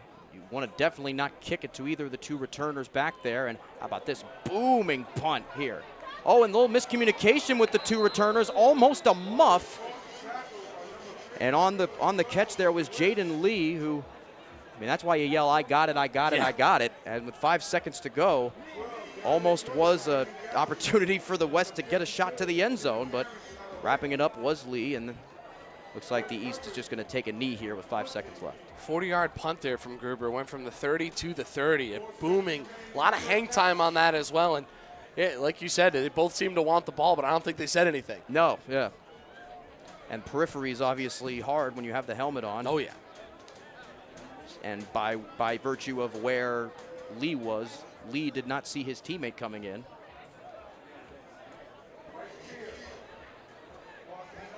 And with 4 seconds to go here, we have a whistle, and it's a timeout called by Coach Strumala.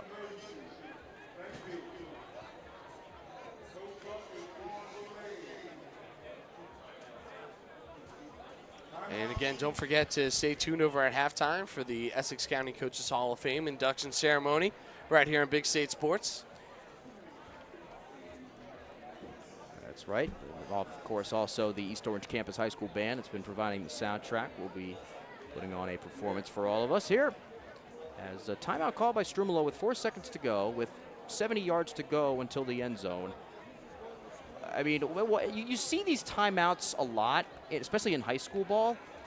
Is this kind of a thing to just give them an extra word before going into the half, or are they going to try something here? You never know. I mean, it could be. You don't really do this and then kneel down, right? They are going in a Hail Mary set. Yeah, so 3 on one side, 1 at the top. Noah Ramos in the game, back in at quarterback here, with Zahir Wilson lined up at running back to his right. So here we go. Oh, it looks like they tried to do a little razzle-dazzle. However, pass intended for Jaden Lee goes too high, and this is going to bring us to the end of the first half. So maybe they were going to try to do a little double pass there.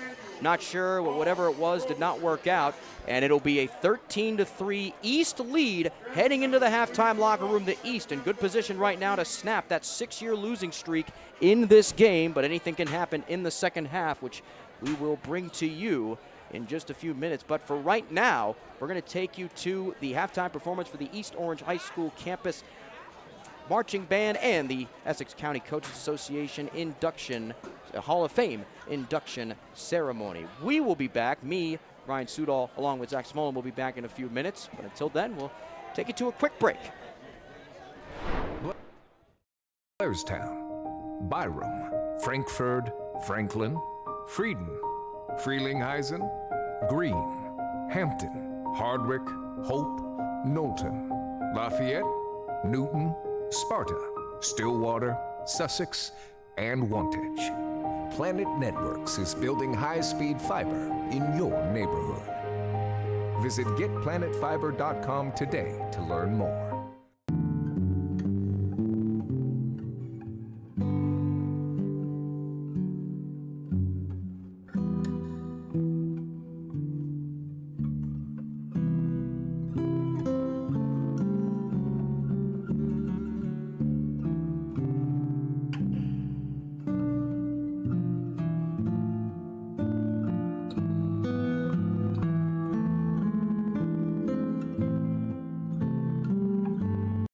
This game is brought to you by Aaron Mizzarelli of State Farm in Randolph. My licensed and experienced team members are here to serve you for all of your insurance and financial service needs in New Jersey and New York. We offer excellent customer service, and our office is conveniently located in Randolph, New Jersey. For a free auto, home, life, or business quote, visit us at aaronmizzarelli.com or call us at 973-389-9999. Not really big into committing to things. I usually stop binging the show halfway through the first episode. I mean, remember when my hair was blonde for like 2 seconds? But when Verizon announced that I could lock in a low price for 3 years for both phone and internet, even if I'm already a customer, I was like, duh. I think 3 years in the future, Pete will be very proud of my decision. Look at me grow. Come on!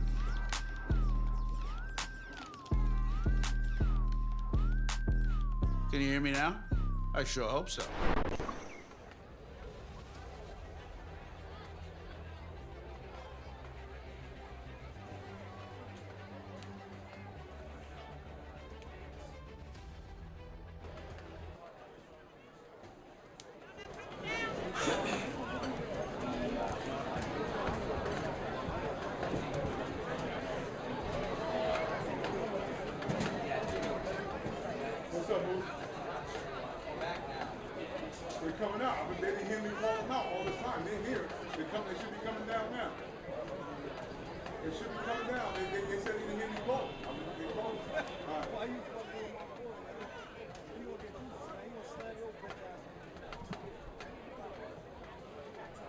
Okay. Steve,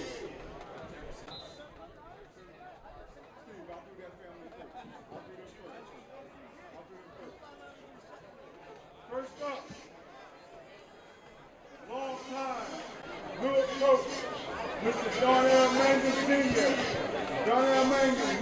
Coach Tyson is a highly respected football coach and mentor with over 2 decades of experience in coaching and mentoring. He began his coaching career in 2005 as an assistant coach at Mountain West High School. He was just 21 at the time. He also has been assistant coach at Irvington for 4 years, hoping that program win a state championship in 2021. Daniel was the head football coach at Barrington High School from 2010 to 2012, and was an assistant high school football coach at Wheatwaite, Columbia, Irvington. He also served on the collegiate level as an assistant coach at Caldwell College. Daniel has also been assistant youth football coach in the Brick City Lions 12U program from 2020 until present, including a national title in 2022. Mr. Darnell Magnum, they forgot that he's also a long-time Central High School assistant basketball coach. Won several Essex County JV Tournament Championships. Darnell Magnum Sr., great job, coach. Welcome to the Hall of Fame. Congratulations to you and your family.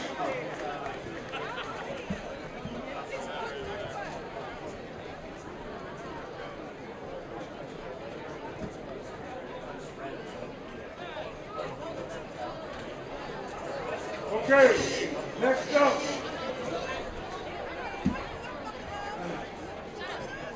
Mr. Anthony Bailey Sr.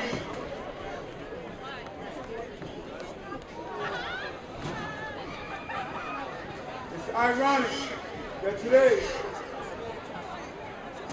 we honor Anthony Bailey Sr., who was the head football coach at Essex Catholic High School and played their home games right here at Robeson Stadium. Anthony Bailey was a 1976 graduate of Barrington High. He would attend Imperial Valley College in California, where he earned an associate degree. From there, Anthony earned a bachelor's degree from Southwestern College in Kansas. He would return to New Jersey after graduation, where he began his career in education at St. Michael's Elementary School in Newark. He would later teach science at Essex Catholic High School in East Orange, and began his football coaching career there in 1989. Anthony later became head football coach at Essex Catholic and put together a major football legacy before retiring in 2019. Anthony and his wife Annette had 3 sons, Reginald, Anthony Jr., and Darren. Anthony Bailey Sr. passed away this past December 9th, and in his honor and his memory, we induct him into the 2025 Essex County Football Coaches Hall of Fame.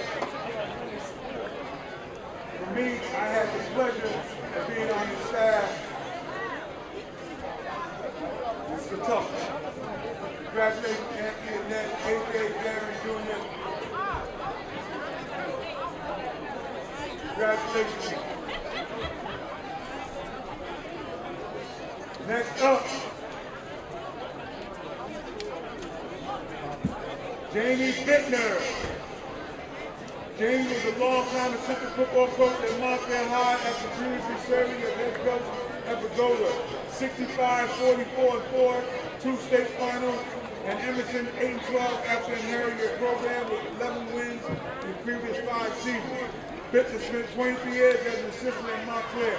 During that time, Bittner served as defensive coordinator and guiding force behind a program that won 5 state championships and made 12 state finals. Bittner also founded the Montclair High School of the Football Fellowship of Christian Athletes. He was a voted FCA Coach of the Year in 2014 and was inducted into the NFFCA Hall of Fame in 2015. In addition to his decorated coaching career, Bittner also had a stellar playing career under legendary head coach Tom Donato. Bittner was there a 3-year starter at running back and linebacker at Emerson. He also earned another 7 varsity letters over his high school career, 4 in basketball and 3 in baseball. University of Delaware would be Bittner's next stop, a defensive end He was a two-year starter and impact player on the 1979 National Championship team. He was also voted ECAC Player of the Week on the defense twice over his college career. He still holds the University of Delaware record for most sacks in a single game with 6 pitches single signed with the Cleveland Browns upon graduating in 1982. His career was cut short by several knee injuries. Congratulations, Coach Pittner. Next up, Anthony Weir. Anthony Weir is the current head coach at Montclair Kennedy Academy and has been there at the helm since 2014. He has a career record of 54-50 at Montclair Bay School. He also serves as assistant football coach at William Patterson University. Anthony attended Summit High School and later Gaithersburg College before starting his high school coach career. Although NKA has one of the smallest enrollments of any football team in this county, Coach Weir has maintained a roster of more than 40 players and his team remains highly competitive.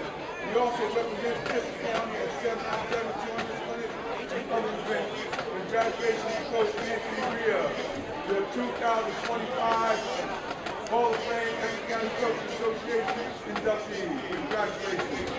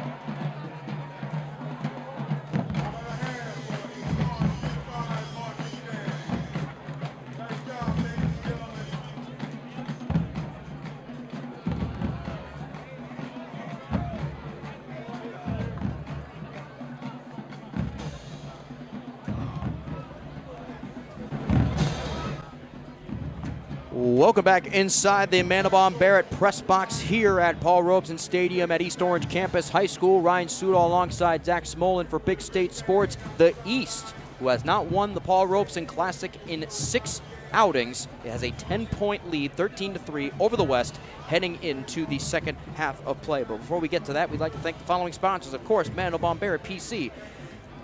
Mandelbaum Barrett has been a trusted legal partner for all of life's biggest plays since 1930. From business deals to personal matters, their experienced attorneys provide hands-on attention and innovative solutions. For nearly a century, they've built enduring relationships across diverse industries. Wherever you are, whatever your legal need, and whether it's personal or professional, Mandelbaum Barrett PC is on your team. Learn more at mblawfirm.com. Open Road Mazda of Morristown. First-time car buyers, listen up. Open Road Mazda of Morristown has your back. Discover affordable, dependable vehicles for less than $15,000, backed by a rock-solid 5-day money-back guarantee. Drive with confidence. Drive with Open Road Mazda of Morristown. Check our link below for more details. Sudden Victory Customs, your trusted local supplier for the highest quality custom swag and gear. They specialize in sublimated uniforms, backpacks, duffel bags, jackets, hats, and other accessories. Whatever sport you play, they got you. Go to suddenvictorycustoms.com.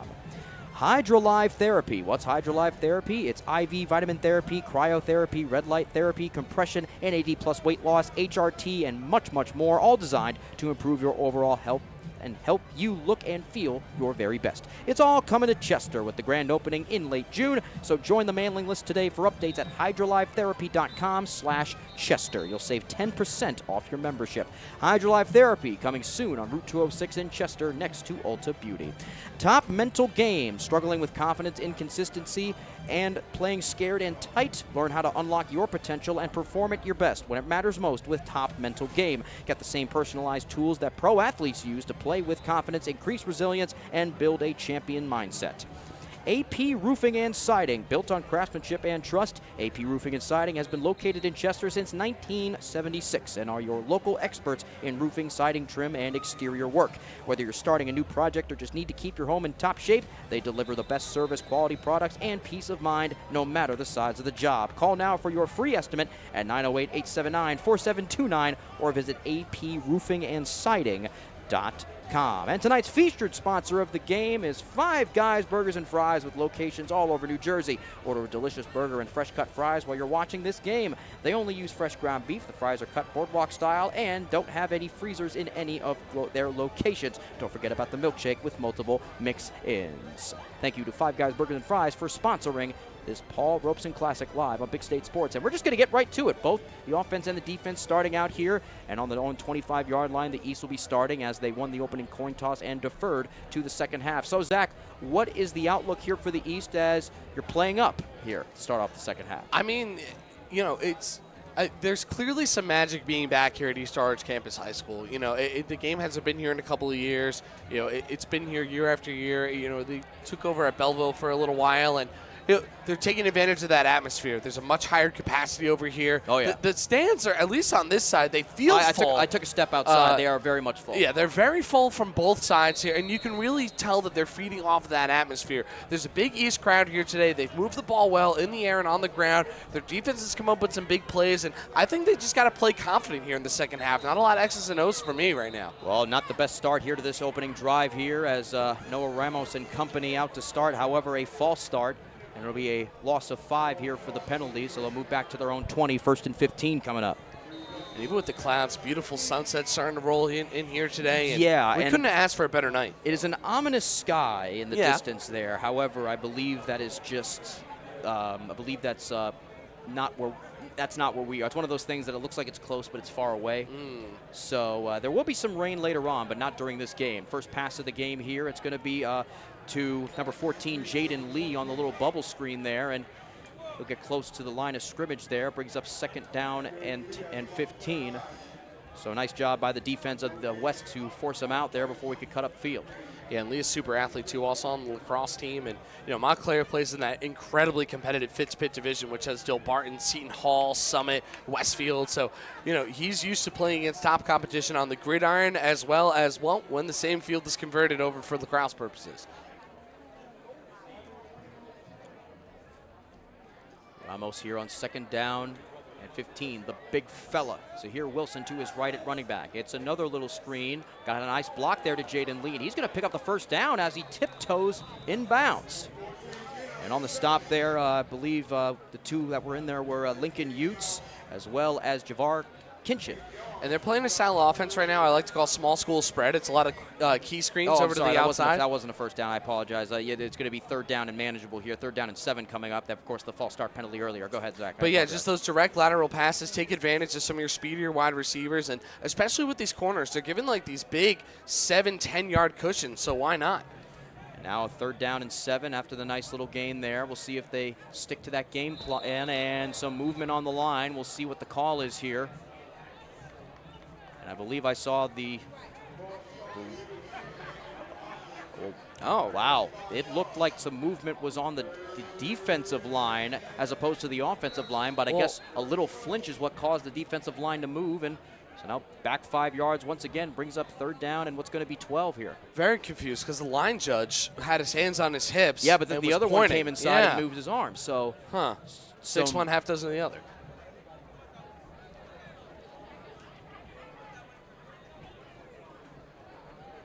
Sometimes they'll change calls like this after discussion, but no discussion being had. So 3rd down and 12 now as it's going to be a play action for Ramos. He's going deep down the field. Jaden Lee almost got it off the deflection, but a nice job defending the pass there. And it'll be 4th down and long. Fantastic job by Brandon Puryear out of Roselle to break that one up. Yeah, that was, this ball's just a little underthrown here when we watched this one come through. And I think this was actually, was this Micah Soler? Because it was the West defense, I believe. Oh, I'm sorry. Yes, it was Micah Soler. From Manchester. Yes, from Manchester. Yes, headed over to Keystone University. Doing a great job there. But, yeah, again, this ball's just a little underthrown here. And, listen, Ryan, I'm getting mixed up with these rosters over here, too, because we're not used to seeing, West versus East, right? That's out here, we're used to seeing and calling them by what helmets they're wearing. And it's going to be Carr punting this one away. Almost got it blocked there. It's a pretty okay-looking punt, and it takes an East bounce. And picking it up here is going to be Cuevas. And he's going to cut up for a couple extra yards there. So a risky decision there by Cuevas to pick it up, but it works out for him in the end as they get close to midfield. This is something that Hanover Park's Joey Tentawi did every single time out there, and every time I had a guest in the booth, they're like, what is he doing? I'm like, nope, Coach Fulton says that it's all right. He can let it bounce in front. He's used to fielding those off of the bounce, but like you mentioned before, it is a big risk because if you miss it and touch that football, the kicking team can go ahead and recover that after a big distance covered by the ball in the air. So after that, it's going to be 1st down and 10 at the 47 for the West, of their own 47. Sabrick, the featured quarterback in the game, is still in the game. And that's Cundiff out of Pequannock to his left. He's had some big runs so far tonight. And it's going to be a little curl route there. Jaden Santiago tried to shake his way from a couple of tacklers, and now we have a flag coming in at the end of the play after he was tackled out of bounds by, I believe that was Kervin Desir. So we saw some laundry on the field. He took the words right out of my mouth. There we go. PA announcer. You guys are in sync. I mean, you guys were chatting over at during the halftime show. Nice fella. Yeah. We'll see what the referees are discussing here. Heard some oohs and ahs from the crowd. That could have been on the moves that were being put on. Oh yeah, right for there. real. Yeah. So we'll see what the call is here from our official. It's going to be a personal foul on the offense. So that's a 15-yard penalty there. So wipe out that little catch and run back 15 yards all the way to the 35-yard line. So a personal foul from the end of the play back 15 yards because that one got to the 50. Yeah, something must have happened after he got tackled out of bounds there. Yeah, because the flag did come in late, it seemed. And there was nothing we could have saw. It was just a critical mass of bodies over there, and the white and the red jerseys. Is it me, or does the East jerseys, they look a lot like the Kansas City Chiefs uniforms. They got some of those gold accents. I don't know. The numbers are bigger. That's the thing. The numbers are bigger. way. That kind of kills it for me a little bit. I mean, it's great for us, though. It's easy to read, so yeah, I like it. 1,000%. And here's Sabrick looking to throw, evades one sack, cannot evade the second, wrestled down to the ground on the play, and it's Curvin Desir out of Union. The West Virginia State commit makes his presence known on a huge, huge loss, and let's see a replay. Man, the Union Farmers have been a little bit down the past couple of years in the win-loss record, but man, oh man, do they still breed incredible athletes. Look at this. He wraps up the big bad Sabrick and just pounds him down to the turf. Wrapped up his arms, too, so he couldn't get rid of the football. That's a great tackle there by big old 65. So second down, and what's going to end up being, let's do this math here, 27 yards. Oh, boy. It is quite the steep mountain to climb. Let's see what they got. Yeah, with the penalty and now that big sack, they got trips at the bottom of the screen. Let's see if they elect to go deep here. Sabrick is looking that way. Got hit as he threw the ball, and it's intercepted.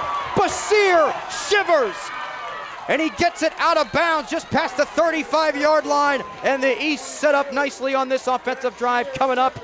Great job by the East defense on that play. And it looked like his goal the whole time was to pass to the inside because it looked to me like they had Jaden Santiago open a little bit closer to the sideline there, but an excellent read there by Basir Shivers. We've seen him come up with big-time tackles, big-time pass defenses today, and now an interception to go along with it. Stepping the route of Michael Simon there, and it'll be first down and 10 at what will end up being the 33-yard line.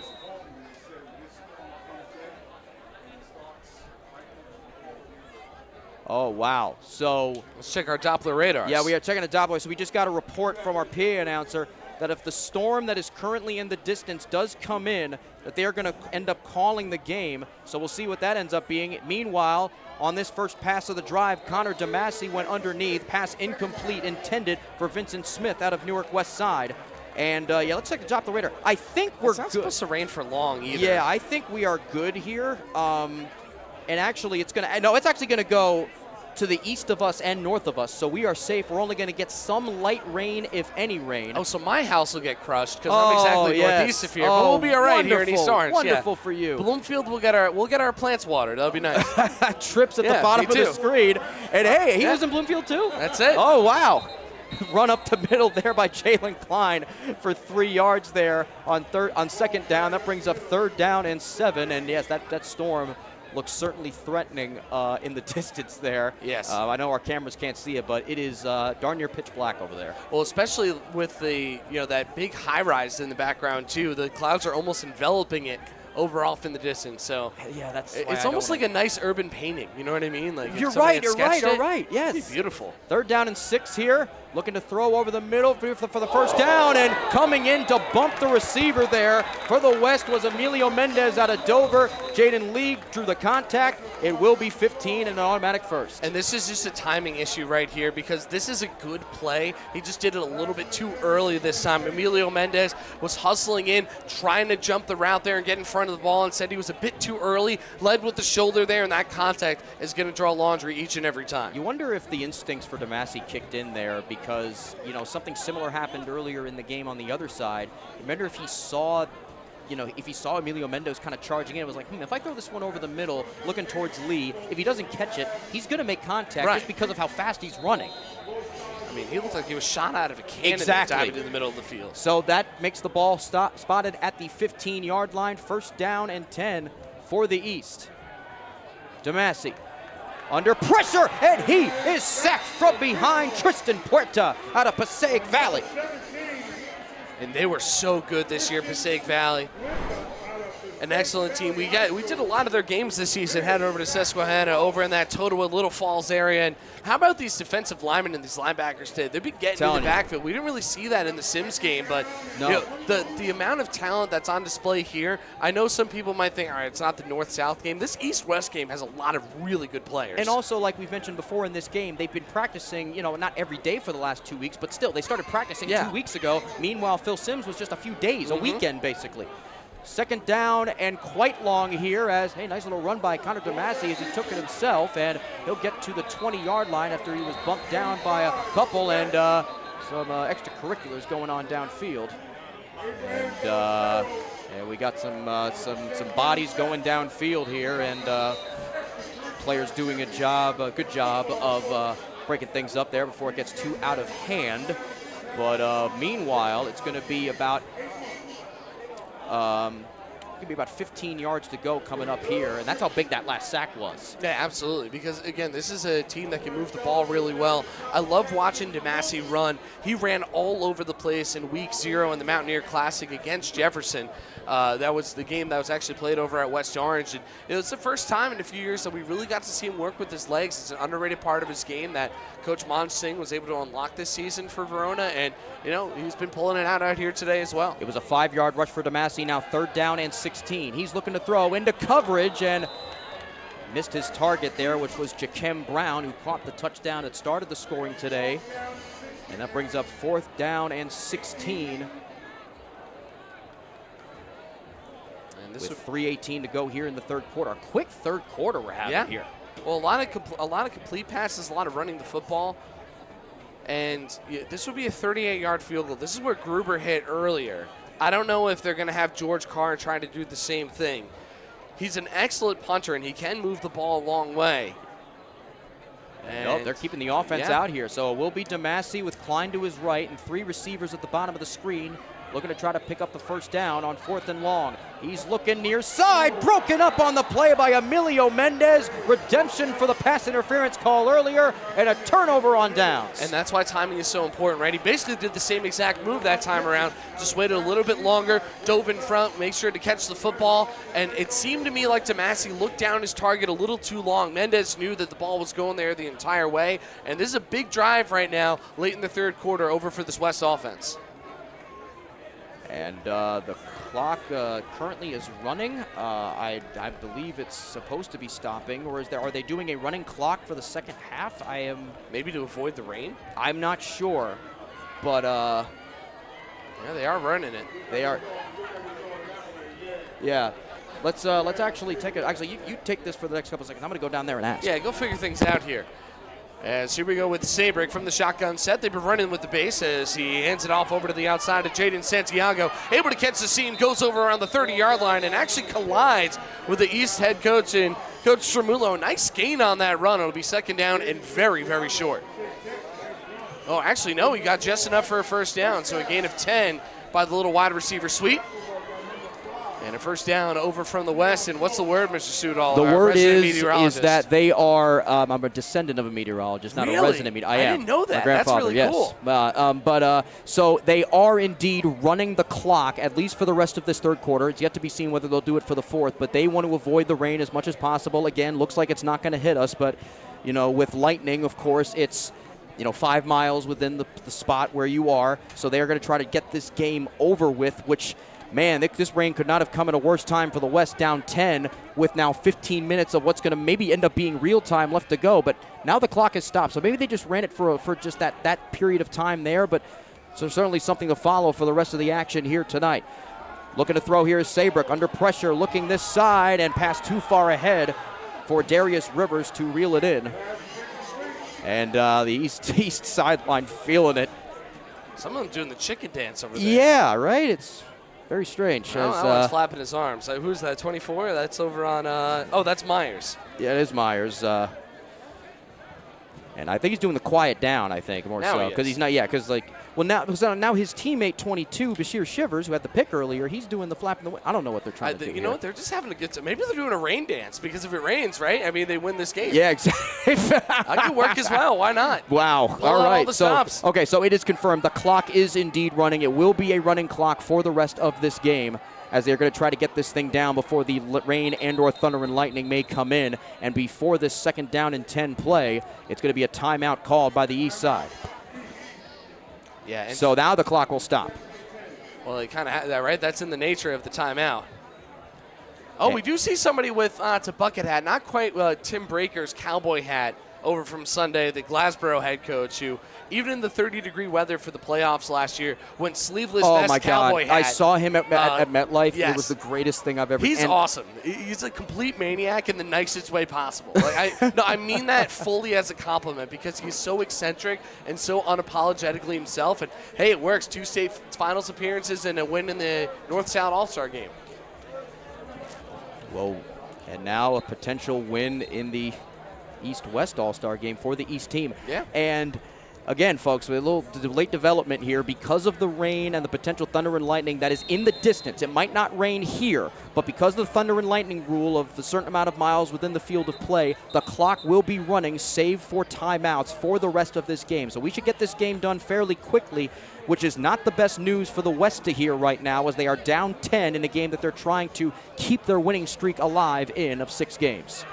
Yeah, absolutely. I mean, football's not a sport that's exactly meant to be played in real time, with a lot of the resetting, but we'll see what they can get done here. They're going to need a lot from this offensive line to give them time to throw. Now there's a discussion going on with the coaches and the officials on the sideline. Not sure what this may be about.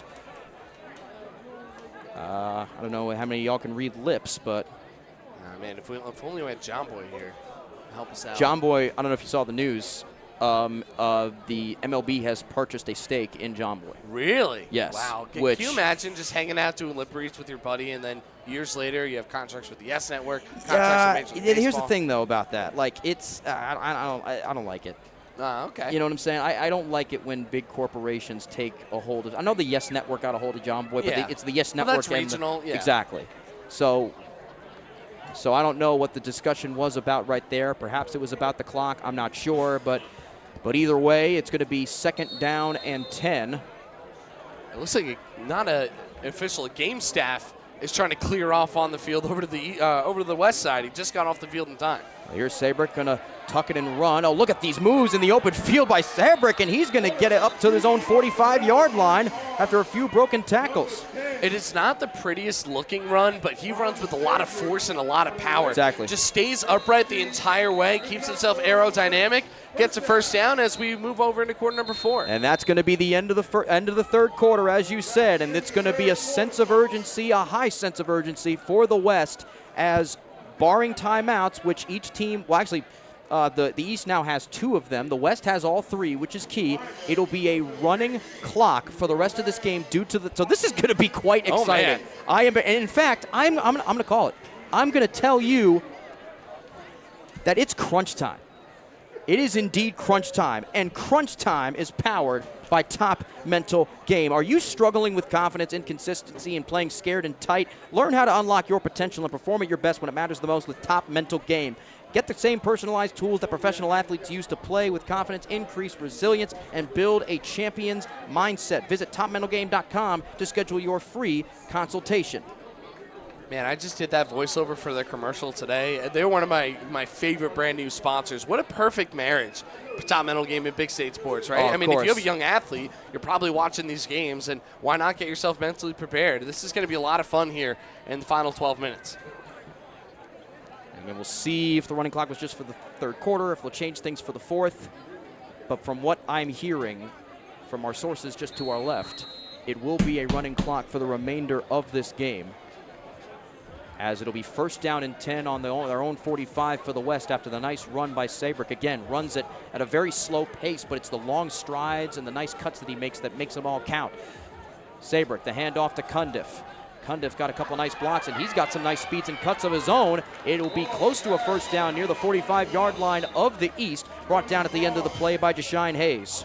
Yeah, Actually, they're going to give him the first down. Yeah, another 10-yard run. They did it earlier over with Jaden Santiago, and this time with Cundiff. And I'll tell you what, if the West comes back to win this game, Angelo Cundiff might have that MVP trophy in his hands. He's been phenomenal all game long. Yeah, of course, multiple MVPs for either side, which I like a lot. Me too. You know, the offensive, defensive MVP for both sides, regardless of the result of the game. And regardless of the result as well, you're going to see hugs and smiles with families and pictures and everything. Well, that is if the Lightning is going to hold off. And might be tough to get the player of the game interview. Man, it might be a little tough, but we'll get him up here if need be as the clock continues to run. We're under 11:20 to go here in regulation. And what's going to be the game, and a fumble there on the exchange there as Jaden Santiago got the sweep, and he's going to lose about 10 yards on the play. Let's see this thing again. It looks like they're going to only mark him down at the 50. That's what the official is. But, yeah, just a miscommunication here on the exchange. He drops it. He is able to pick it back up. And I guess they're just marking it from where the ball was dropped as his forward progress. So that's kind of a break for the West because they could have lost a lot more yards there. So after that loss of 5 on the fumble, and like you said, perhaps they spotted it there because that's where he dropped it. It's 2nd down and 15, so nice break for the West as they're trying to get back into this game down 10 with a running clock. Trips at the top of the screen as Sabrick looking to throw under heavy pressure. Nice blocks from his line. He's got a lot of time across the middle. He's got his man wide open, and it's going to be Corey Wang. He'll get it to near the 40-yard line, just about a yard short of that marker, and it will bring up 3rd down. That'll bring up 4th down and 5. Looks like the marker downfield only has it as 3rd down, but you're right, it should be 4th down. Yeah. So so it should be 4th down. Yeah. And the marker is listed as I thought I was going crazy for a second, but yes. Me too. Yeah, 4th down and 5, and of course they're going to go for it here. Nice job by Sabrick and Wang to lock up for that play, and it's going to be a sack. And that might be a clincher depending on how the rest of the things go as Lincoln Myers out of Westfield on the stop. And wait, what's going on here? Yeah, it looks like on the field they're saying that last play was the 3rd down. So are they getting 5 downs over here? I'm not quite sure what's occurring. And I think I saw a player from the East come on the field as if he was ready to switch sides. It should be right.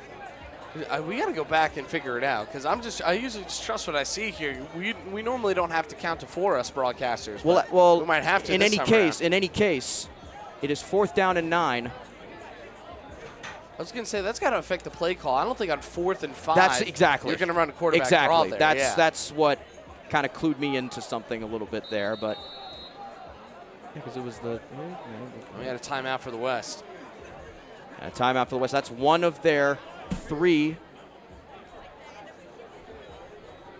So now they have 2 remaining here. And by the way, if you're still football hungry after these past couple of days, have we got a treat for you? We got the Sean O'Hara Bowl, 2nd annual, over at Hillsborough High School tomorrow. You'll have David Hassagen on that call, and of course that'll be right here on Big State Sports. Another 7 p.m. kickoff. Clock stops at 8:59 left to go, and what'll end up being the game as we are in the 4th quarter with 8:56 to go, with the East holding a 13-3 lead.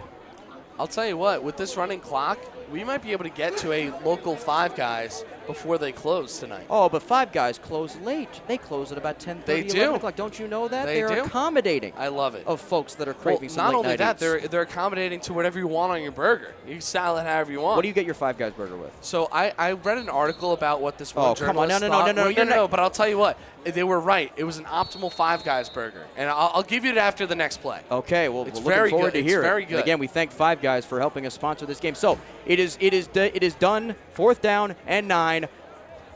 After the sack on the last play off the quarterback draw by Sabrick, sending Santiago in motion. Sabrick looking to throw. Under pressure, being chased, and he somehow escapes it. Now he throws over the middle, and it's batted away by Keon Thorpe. There's the turnover on downs. I thought we were going to get a Tyree type situation there, Zach. I was thinking the exact same thing. He got out of there just like Eli did in Super Bowl 42, but instead of firing it downfield, it looked like he kind of had Dylan Morganroth there. Went to his safety valve and Cundiff, but was cut off. and an excellent play that time around by Kenyon Thorpe. So here's what I like to put on my Five Guys burger. Okay. I go single. I go single patty, right, with the bacon cheeseburger. You go mayo, barbecue sauce, fresh jalapenos. Oh, wow. Now jalapenos where you lose me there. Yeah. Well, so I'm one of those white people that gets really like I cringe when I have to eat pepper because of the spice. Okay, so. Anyways, first down and 10 on that last drive, and now we got extracurriculars going on. Flags thrown all over the place as we got one player from each side pushing and shoving. And that was Zahir Nelson on the give, which got about 4 or 5 yards on the play, and I believe the clock actually did stop on the turnover on downs. So, and with the penalty flag, the clock stops at 8:38. So that's where we are at currently in the fourth quarter of play. And I feel like, it's not necessarily like boiling over violent anger, but it is the East-West game. Like, you're going to feel a little bit of animosity. Yeah, regional pride is a big thing. Like, there's a reason why it's so chippy in hockey games. We saw it in the Four Nations Cup. We certainly do. We saw it on Big State Sports in the divisional cups over there. Exactly. You get that all over the place. Yeah, and whenever regionality is on the line and regional pride, you're going to get a lot more of that amped up feeling between the two teams as now the officials are talking things over with. You see Coach Strumolo there for the East talking with our official as the clock again stopped at 8:38 to go. And I'll tell you what, all-star games can be a bit of a mixed bag sometimes, but again, with all the practices they've had and the atmosphere here, I feel like we're in the middle of September or at the end of September. It feels like that kind of game as we have some offsetting penalties. Yep. So nothing going there in terms of a loss of yard standpoint. So a nice break for the West, or for the East, excuse me, as it's going to be 2nd down and 6.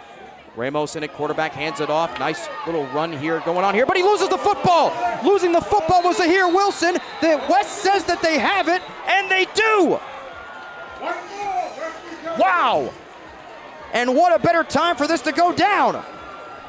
Yeah, you're going to see the ball come out just a few strides into this run as it looks like it got stripped out by the 24 by Isaiah Marshall. First time we've said his name in the game out of JFK, and I believe at the bottom of the pile it was number 34, Justin Grixon, out of Pequannock. So what a break. So now again, clock stops on turnovers on downs or turnovers proper, and timeout. So that's the running clock format we have going right now in this game, as there are 8 minutes and 26 seconds to go in the game, and the West has gotten the ball back at a time where they absolutely need it after they came out flat to close out their previous drive. And big players make big plays, and Griskin falling on top of that. I'm shocked it's the first time we've said his name today. The more it's the first time we've said Isaiah Marshall. Yeah, I mean, they're both phenomenal players, but coming up at the right moment, and they're going full spread here, 4 wide. Here we go. Gruber to the right of Sabrick here as Santiago goes in motion.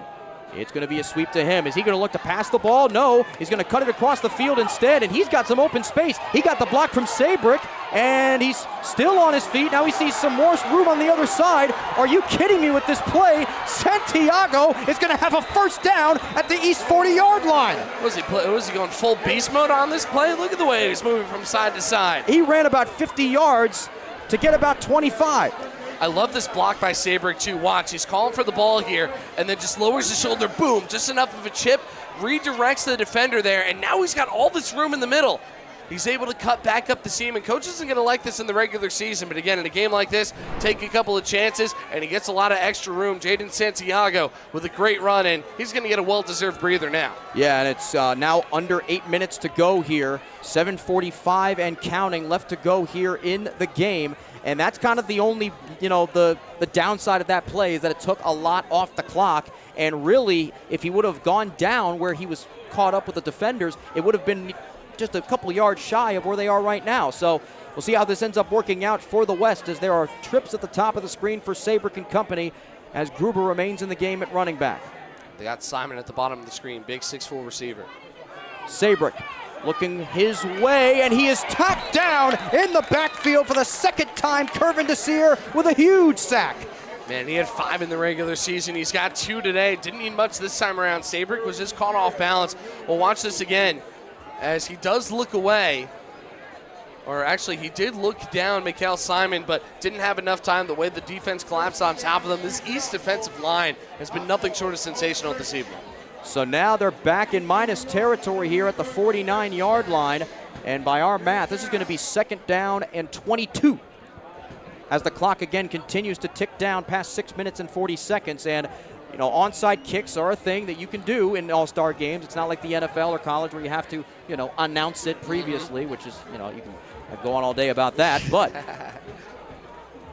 going to have to put something together here, do the West, if they want to get some points on the board. And again, a field goal just as good here. 2-possession game. There goes Santiago in motion yet again. Sabrick, design roll, under pressure, off the back foot. He got it to the sideline, and there's Dylan Morganroth with the catch. And again, that's not going to do anything to stop the clock, but he got space. Gets some chunk yards back. Yeah, it looks like they marked him down a little bit farther back than was intended, so it's still going to be 3rd down and quite the distance here. They're going to have to continue to throw despite the duress Sabrick's been under. We are under 6 minutes, past the halfway point of this final quarter of play. Again, a modified running clock, we'll call it, in the final quarter of play due to the impending potential thunder and lightning that could come very shortly. 3rd down and long. Sabrick, a deep drop, and it's going to be looking underneath, and a nice breakup. It was intended for Jaden Santiago, but in on the ball was Jarius Davis, the defensive lineman, at 6 foot 215. You don't hear that every day, and he made a play like a corner there, and it's 4th down and what's going to be 18 yards. Well, he's on the Mounties basketball team as well, so he knows to keep his hands up in the air, swatted it back down, and 4th down and about 18 yards to go here. You got to go for it, and Sabrick has had no time. They got to have some sort of quick release play somewhere over the seam of the field. Now I'm confused as to whether there's a bit of a reprieve being given to the clock here, because it reads 6:02 right now, and it has not moved. It hasn't jumped as we've seen it do. Yes, exactly. Normally it would have jumped by now, so presumably that's where we are right now, and they did not let it go down past 6 minutes. So maybe they got a little clue in about the weather and how it may not affect us as they thought it might have once did. Meanwhile, on 4th down, Sabrick looking down the field, and almost a one-handed interception on the play. In on the spot there was Jashine Haynes. And I think he almost got it twice there, but either way, a turnover on downs that may clinch this one for the East. And we're going to, I don't know if we can take another look at this play, but nice effort there by Sabrick to just kind of air it down the field. He had no choice but to do that there. And it'll be a turnover on downs, with the East taking over at their own 47-yard line. And I gotta say, Erickson, while he was on the ground rolling after getting hit, he almost had it too. I was going to say it was Erickson might have had crazy. that ball. So I think what it was in his hands, and then it ended up in Erickson's hands, but then he couldn't get it, and then it almost ended up in the hands of Haynes again. Classic game of hot potato. Yeah, pretty much, and you can expect them to do a lot of running here as the time continues to tick down, as we are now coming up on 5 minutes and 45 seconds to go here in the 31st annual Paul Robeson Classic, and the East looking to be on their way to their first win since 2016 in this game, as the running clock has returned. We are down to 5:28 and counting left to go here.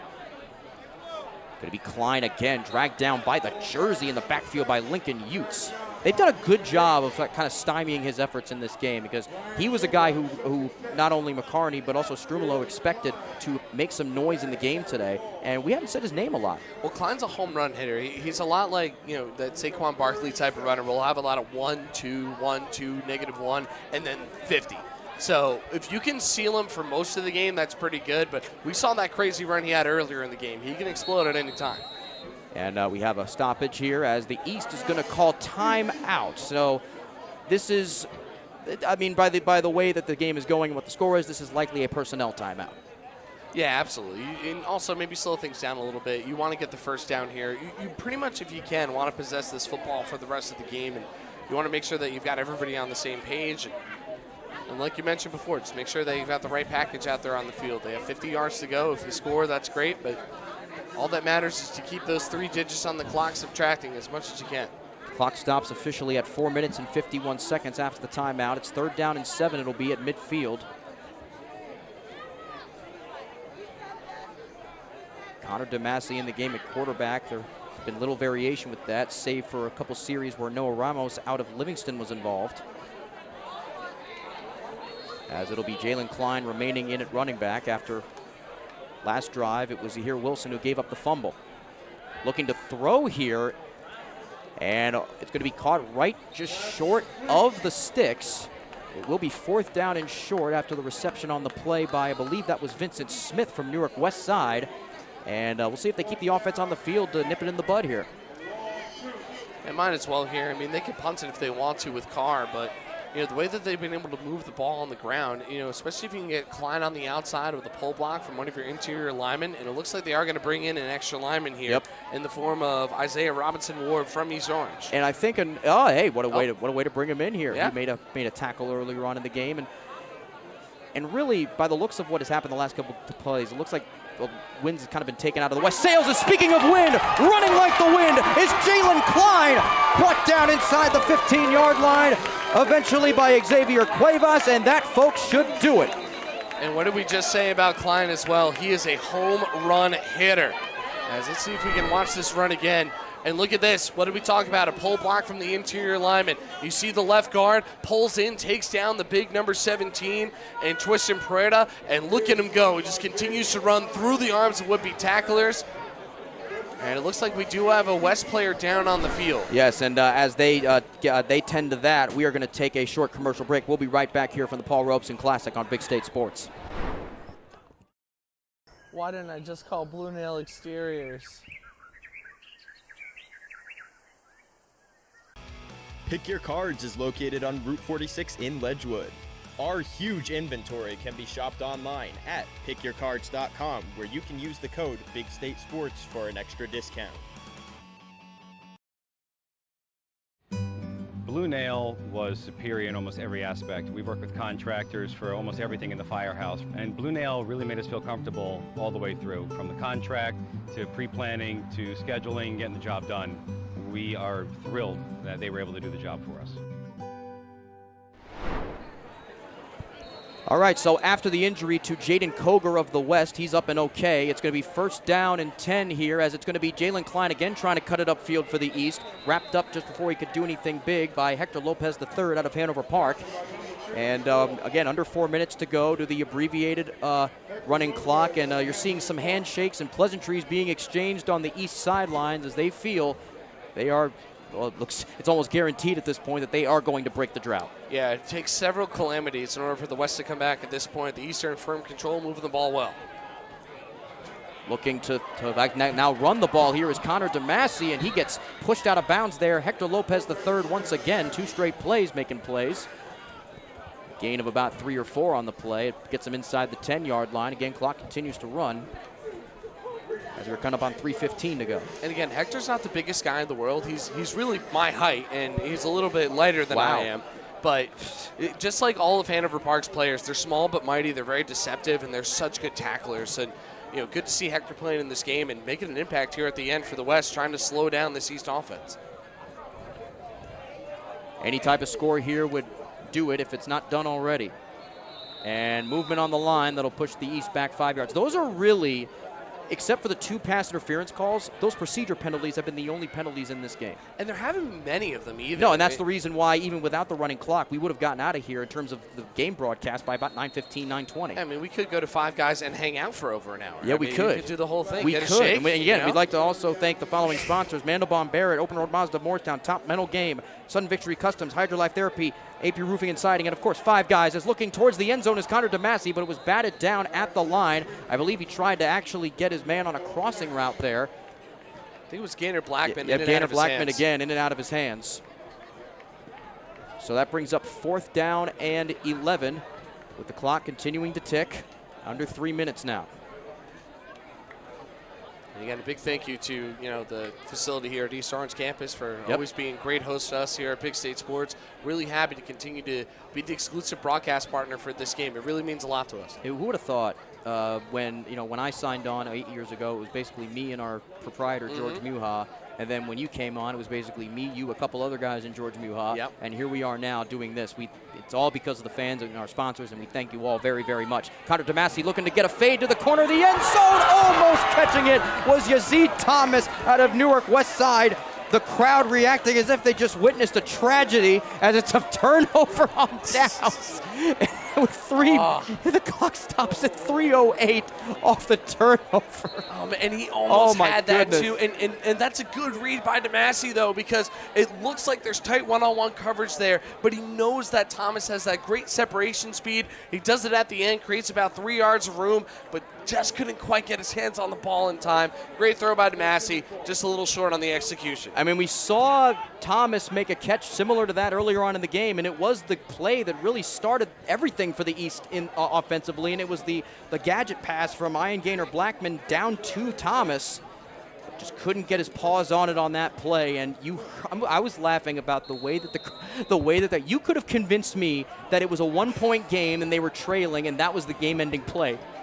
That shows you how much these folks care about their kids making plays no matter what time in the game it is. Now, with just about 3 minutes left to go, the East trying to just prevent West from doing anything here, and they're going to have to pull off a miracle to really do much of anything, as that pass intended underneath for that was from Colin Sabrick to number 21, Angelo Cundiff.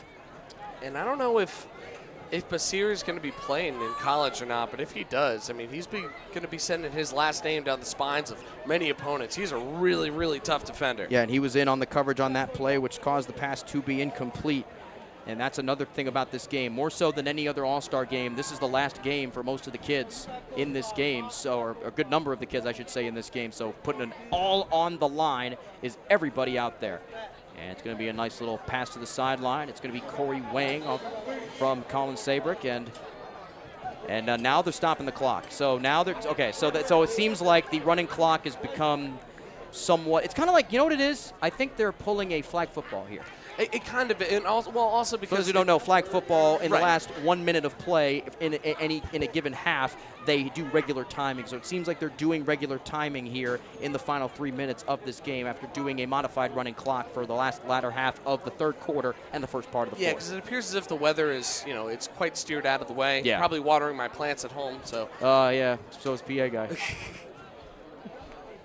Third down and manageable here for Sabrick and company. Another pass to the sideline. This time it's still in Morganroth getting a first down. He's had a lot of catches late in this game, too. He and Corey Wang, making their coaches proud. Coach Bonson Montville, and, of course, the most recent coach, of course, now he's got a job at FDU. But Luke McGinnis did a great job with Whitby Park Group for the past 2 seasons. First down and 10 from the 25. Clock stops at 2:48.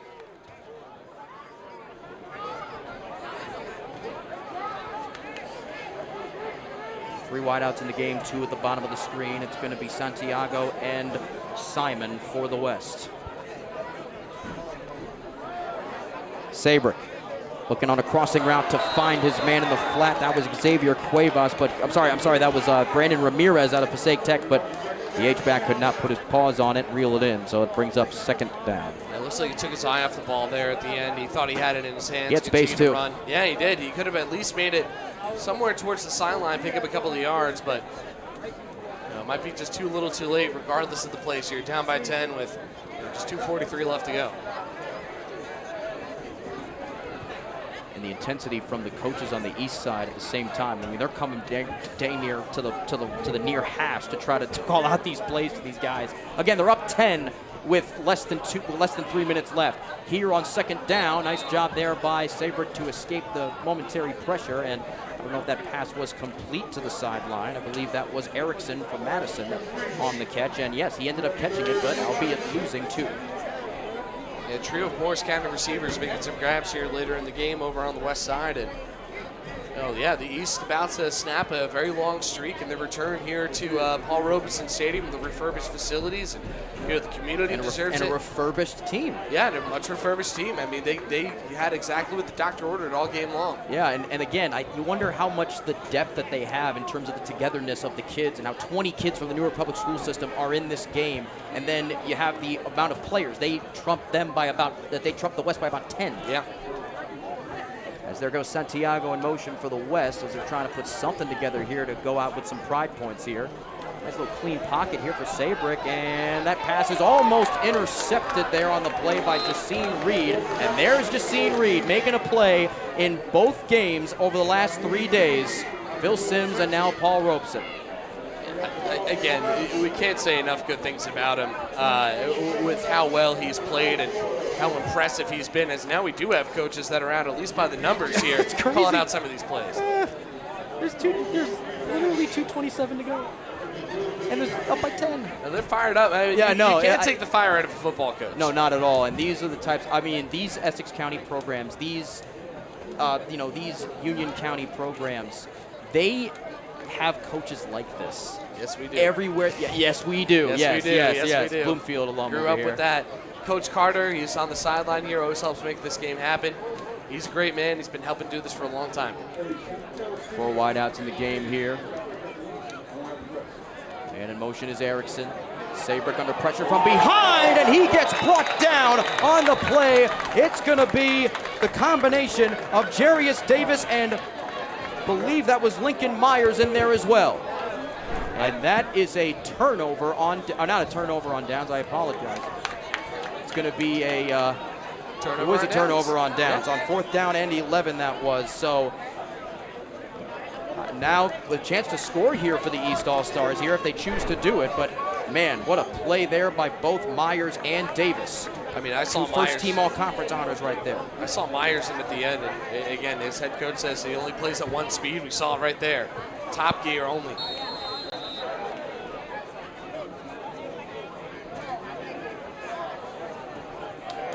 Ball spotted at the 15-yard line here as Ramos is back in the game at quarterback. And this is a game I feel like you can get away with not running up the score, but you want to give the kids as much of a chance to make impact plays as possible. And Ramos looking to create that opportunity right here as he goes to the end zone, and it is intercepted! Intercepted in the end zone by Zach Clarkin out of Wallkill Valley, a Morris Sussex kid making a play in Paul Robeson. He was one of my favorite players all year long too at Wallkill Valley, a small school, so he's actually their starting quarterback as well. Yep. Great dual threat kid, and watch this ball. This is a little underthrown by Ramos as the route is run perfectly here. Look at all the space he has. If he throws it a little more towards the sideline, it's good, but Clarkin reads the misthrow all the way, picks it up, lands in the end zone for the touchback, and you talk about it, we thought we were going to see an impact play on the East, but we got another memorable moment on the West. Yeah, and and either way, again, this game is pretty much out of doubt at this point, but still, I mean, you heard the reaction on the opposite side of the field for Clarkin.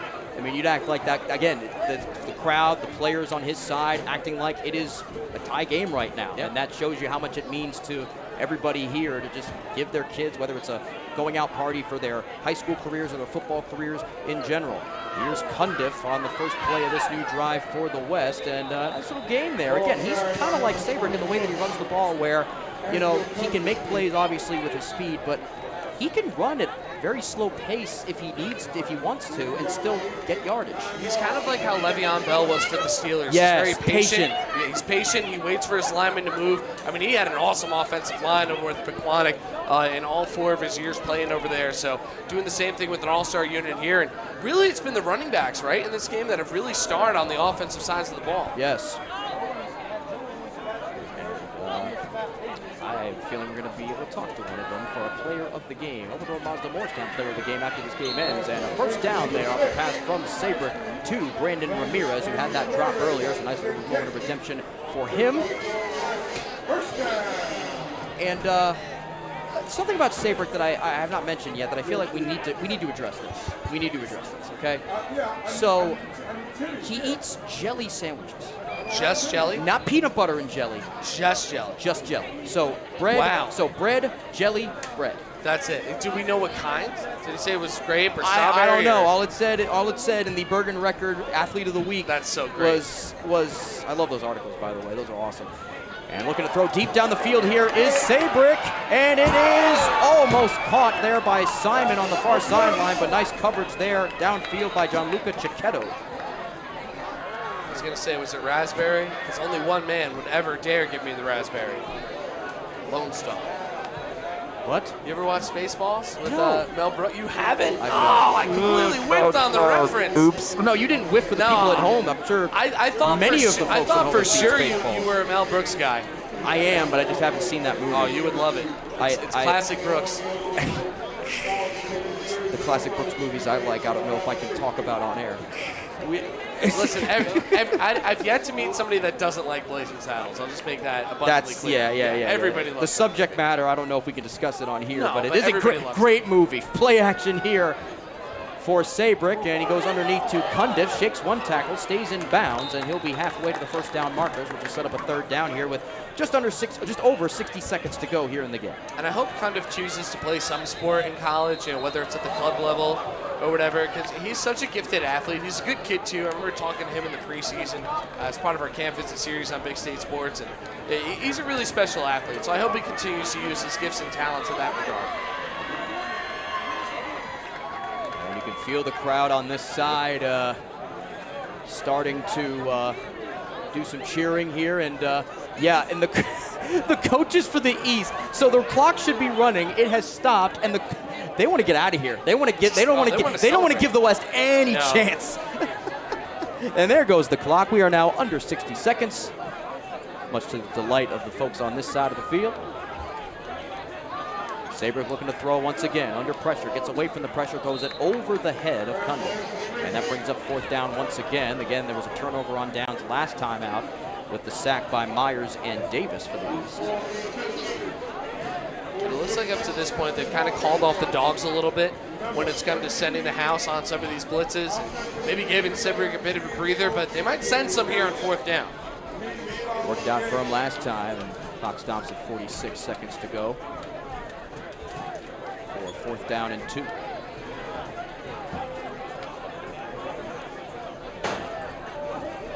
Will there be a shining moment to close out the offense here in the game for the West?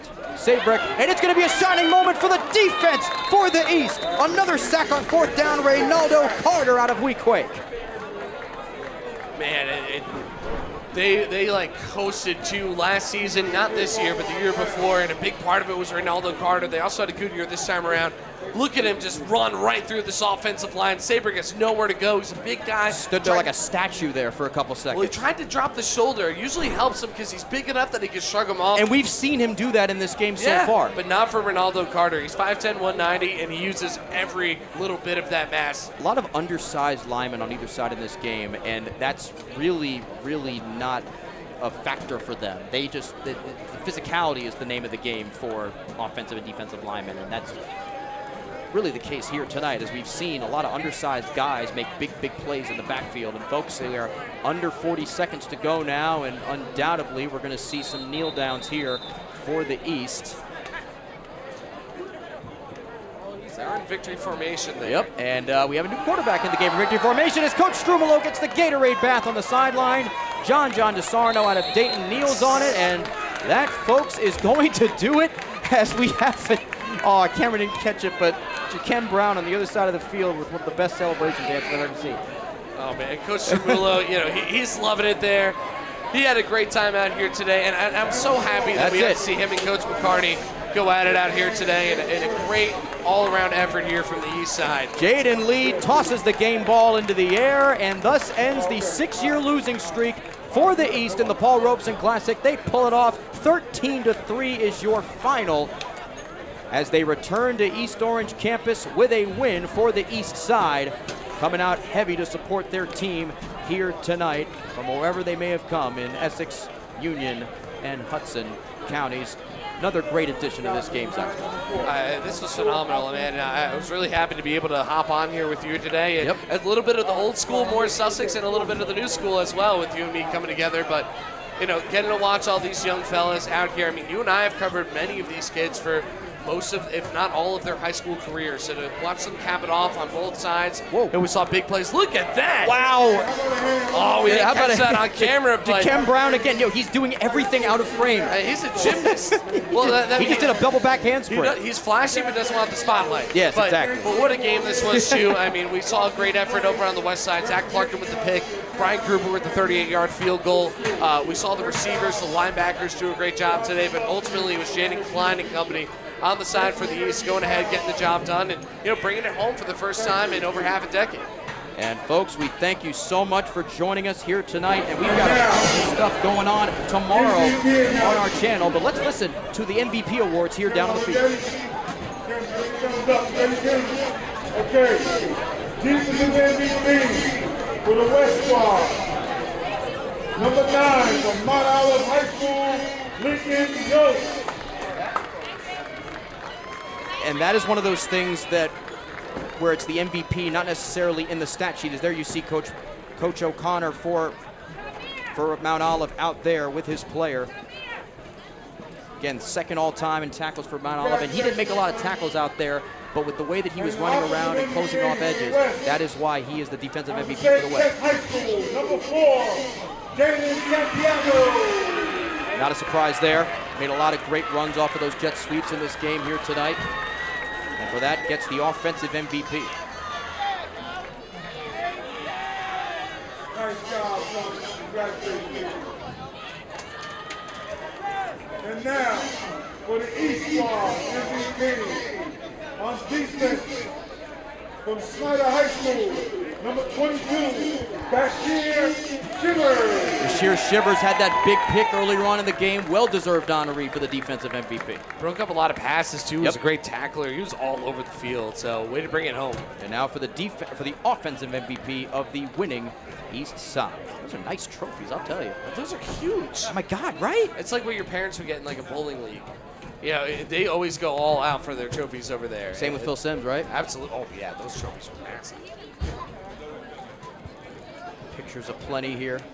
See the smile on Coach Strummel's face. He's one of those guys that doesn't really smile much until the final whistle of a win. And he's a good dude too. I mean, he might have a little bit of an imposing presence as a big football guy, but really sweet dude.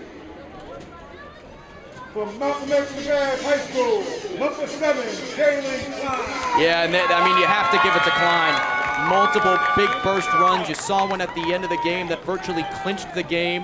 Had the touchdown earlier in the game, which gave them a 2-possession lead. Jalen Klein, 5'7", 170, doing it for all the short kings out there. The Slippery Rock commit wins the Offensive MVP award, and honestly, he was going to get this award before, but this basically confirms that he is our Open Road Mazda of Morristown player of the game, and you will see an interview with him on our social media networks as the week goes on. But for right now, we thank you very much for joining us here on Big State Sports. Coming up tomorrow, we have the Senior All-Star Softball game. Team Cooks against Team Connor. Softball, Jefferson against Hanover Park. The Sean O'Hara Senior Bowl. Women's soccer, AC Connecticut against USLW Morris Elite. All of that tomorrow, just tomorrow, on the Big State Sports YouTube channel. You don't want to miss a single one of them. Make sure you hit subscribe. We thank Mandelbaum Barrett, Open Road Mazda of Morristown, ICS, Top Mental Games, Sudden Victory Customs, Hydrolife Therapy, AP Roof and Siding, and Five Guys Burgers and Fries for sponsoring this presentation of the 31st Annual Paul Robeson Classic. The East breaks the drought 13-3 for the Scott brothers, for Kelly Barda. For Zach Smolin, I'm Ryan Sudol saying good night. Have a great rest of your Tuesday.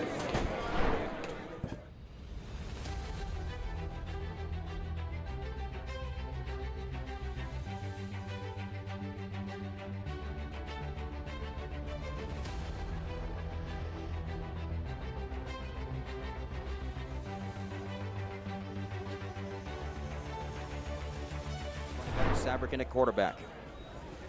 Out of the gun in the multiple spread offense. It's another draw to Cundiff trying to get the edge, and he does. He's going to be up near midfield for a first down. Just a couple yards short of that marker. Great way to start the game for Cundiff. Being chased from behind, gets it away, and the pass is caught on the sideline. It's going to be a first down. Pass caught there. I believe that was, couldn't see who that was there on the reception.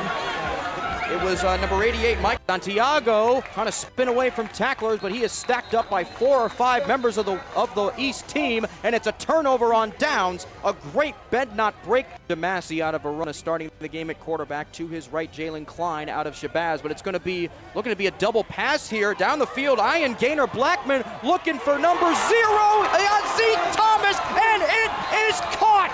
What a play to start the offense for the East. DeMassey lined up in the gun. 4 wide out, splits to each side here on 4th down and 6. It's going to be a look to the end zone. Passes caught for the touchdown. Jaquem Brown. The first quarter as Santiago goes in motion. They're going to give it to him on the sweep. He's got a couple good blocks and great speed as he picks up the first down. Past the 40-yard line he goes. Pitched out of bounds there by Simeon Cyrus out of Lincoln in the town. You got Stem, Cecily Tyson. In motion goes Santiago. That's been his bread and butter so far in the game, and it's a design roll by Sabrick here on second down, brought down from behind by Jarius Davis out of Montclair. 11:21 is where the... Okay, so the clock seems to be going at like 5-second intervals sometimes, so the clock is running with 11 minutes to go. Looking over the middle, kind of a little change up there. Over the middle to Corey Wang out of Montville for the first down at the yard line of the East. As Gruber back in the game at running back. Sabrick looking to throw. He's looking this side, looking for Corey Wang. Oh, he tried to Odell it, but just too high, and you almost fell out of your chair.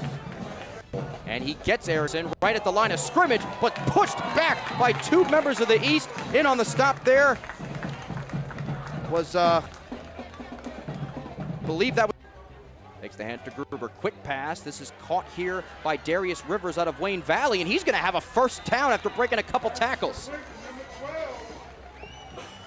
10, oh, some trouble here, almost sacked there with Sabrick twice, breaking out both times, finally brought down just a couple yards shy of the line of scrimmage by Martin Quiros. An interesting little tidbit there, as there's a 15-pound difference on average between any of the offensive or defensive linemen for either side. On second down and 11 after the sack, little bubble screen gets blown up. He got it to Santiago, but Bashir Sivers sending shivers down the spine. I always forget about Derek Ward. Oh, I don't forget about Derek Ward. He averaged like 4 yards a carry. That's exactly. Looking to great. throw here on second down and long. Coming this side, the pass. It's going to be caught by Ian Gaynor Blackman. And it's going to be a first down just near the 40-yard line. What a game he's had. He's thrived regardless of the offensive scheme. And here's a run. This is going to be Jalen Klein. Look at the speed he's got on the near sideline. It's going to be a first down in the plus territory. Pushed out of bounds on the play by Jaden Koger out of Morris Knowles. An international in Massachusetts. First down and 10 out of the timeout. The handoff from DeMasi to Klein. Klein looking to get the edge, and he's got the touchdown. And the East extend their lead with just over 6. Punting this one away. Want to definitely not kick it to either of the two returners back there. And how about this booming punt here? Oh, and a little miscommunication with the two returners, almost a muff. Second down and 15, the big fella. So here Wilson to his right at running back. It's another little screen. Got a nice block there to Jaden Lee. And he's going to pick up the first down as he tiptoes inbounds. Oh, 1,000%. And here's Sabrick looking to throw, evades one sack, cannot evade the second, wrestled down to the ground on the play, and it's curving to Sabrick. Is looking that way, got hit as he threw the ball, and it's intercepted! Basir Shivers! And he gets it out of bounds just past the 35-yard line. East. DeMasi under pressure, and he is sacked from behind. Tristan Puerta out of Passaic Valley. West side, he just got off field in time. Here's Sabrick gonna tuck it and run. Oh, look at these moves in the open field by Sabrick, and he's gonna get it up to his own 45-yard line after a few broken tackles. It is, again, runs at a very slow pace, but it's the long strides and the nice cuts that he makes that makes them all count. Sabrick, the handoff to Cundiff. Cundiff got a couple nice blocks, and he's got some nice speeds and cuts of his own. It'll be close to a first down near the 45-yard. A little tough, but we'll get him up here need be as the clock continues to run. We're under 11:20 to go here in regulation. And what's going to be the game, and a fumble there on the exchange there as Jaden Sabrick into this game down 10 with a running clock. Trips at the top of the screen as Sabrick looking to throw under heavy pressure. Nice blocks from his line. He's got a lot of time across the middle. He's got his man wide open, and it's going to be Corey Wang. He'll get it to near the 40-yard line. I thought I was going crazy for a second, but yes. Me too. Yeah, 4th down and 5, and of course they're going to go for it here. Nice job by Sabrick and Wang to lock up for that play, and it's going to be a sack. And that might be to the sack on the last play off the quarterback draw by Sabrick, sending Santiago in motion. Sabrick looking to throw, under pressure, being chased, and he somehow escapes it. Now he throws over the middle, and it's batted away by Keon. Going to be 2nd down and 6. Ramos in at quarterback, hands it off. Nice little run here going on here, but he loses the football. Losing the football was Zahir Wilson. The West says that they have it, and they do. him. Is he going to look to pass the ball? No. He's going to cut it across the field instead, and he's got some open space. He got the block from Sabrick, and he's still on his feet. Now he sees some more room on the other side. Are you kidding me with this play? Santiago is going to have a back. They got Simon at the bottom of the screen, big 6'4" receiver. Sabrick looking his way, and he is tacked down in the backfield for the second time. Kervin Desir with a huge... And really, by the looks of what has happened the last couple of plays, it looks like the wind's kind of been taken out of the west. Sales, and speaking of wind, running like the wind is Jalen Klein, brought down inside the 15-yard line, eventually by Xavier Cuevas. He's a great man. He's been helping do this for a long time. 4 wideouts in the game here. And in motion is Erickson. Sabrick under pressure from behind, and he gets brought down on the play. It's back in the game at quarterback. And this is a game I feel like you can get away with not running up the score, but you want to give the kids as much of a chance to make impact plays as possible. And Ramos looking to create that opportunity right here as he goes to the end zone, and it is intercepted.